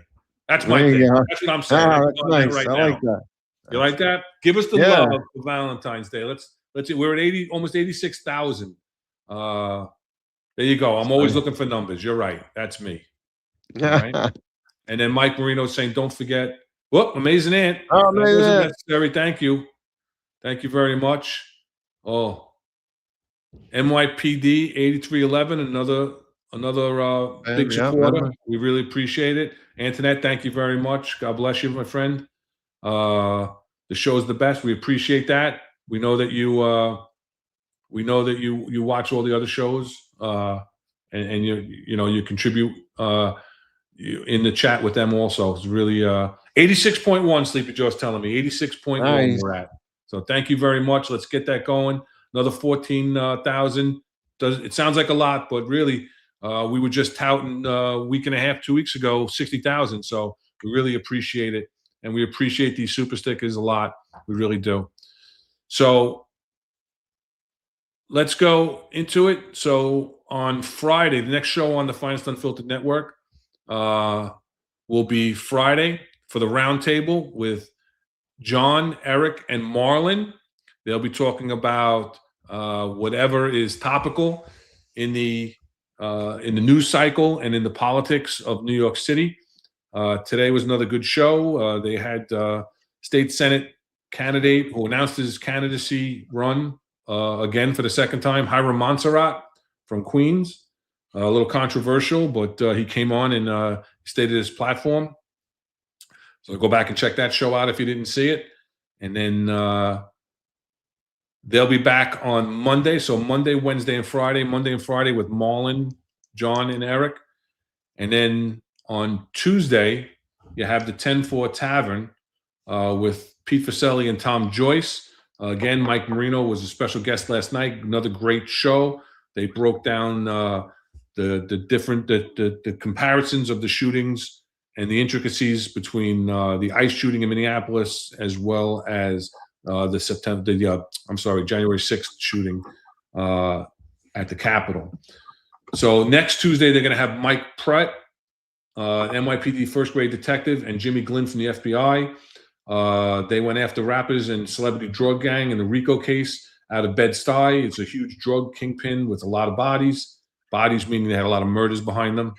And the leaders of top enforcers of the Cash Money Brothers, a criminal gang sentenced to 6 terms of life imprisonment through the FBI's Joint Task Force. So again, like Rob said, they have a cast of who's who coming on, telling you about real investigations that were notable and newsworthy, and they get the actual investigators and supervisors that were on those cases to tell you firsthand knowledge of those cases. So it's really a great show. And then we'll be back at you, or I'll be back at you next Wednesday. Rob dropped his 28 already, 5 days in advance. 5 days in advance. 5 days in advance. Rob dropped his 28. Mike signed it. Mike's part of the Finest Unfiltered family, so Mike signed it for him. So I'll be back next Wednesday, 5:05 p.m. I'll be doing an interview of retired Inspector Joe Cortesis, who's he held many titles in the NYPD. He was the commanding officer of the Real Crime real-time crime center. And now in his post-NYPD life, he's the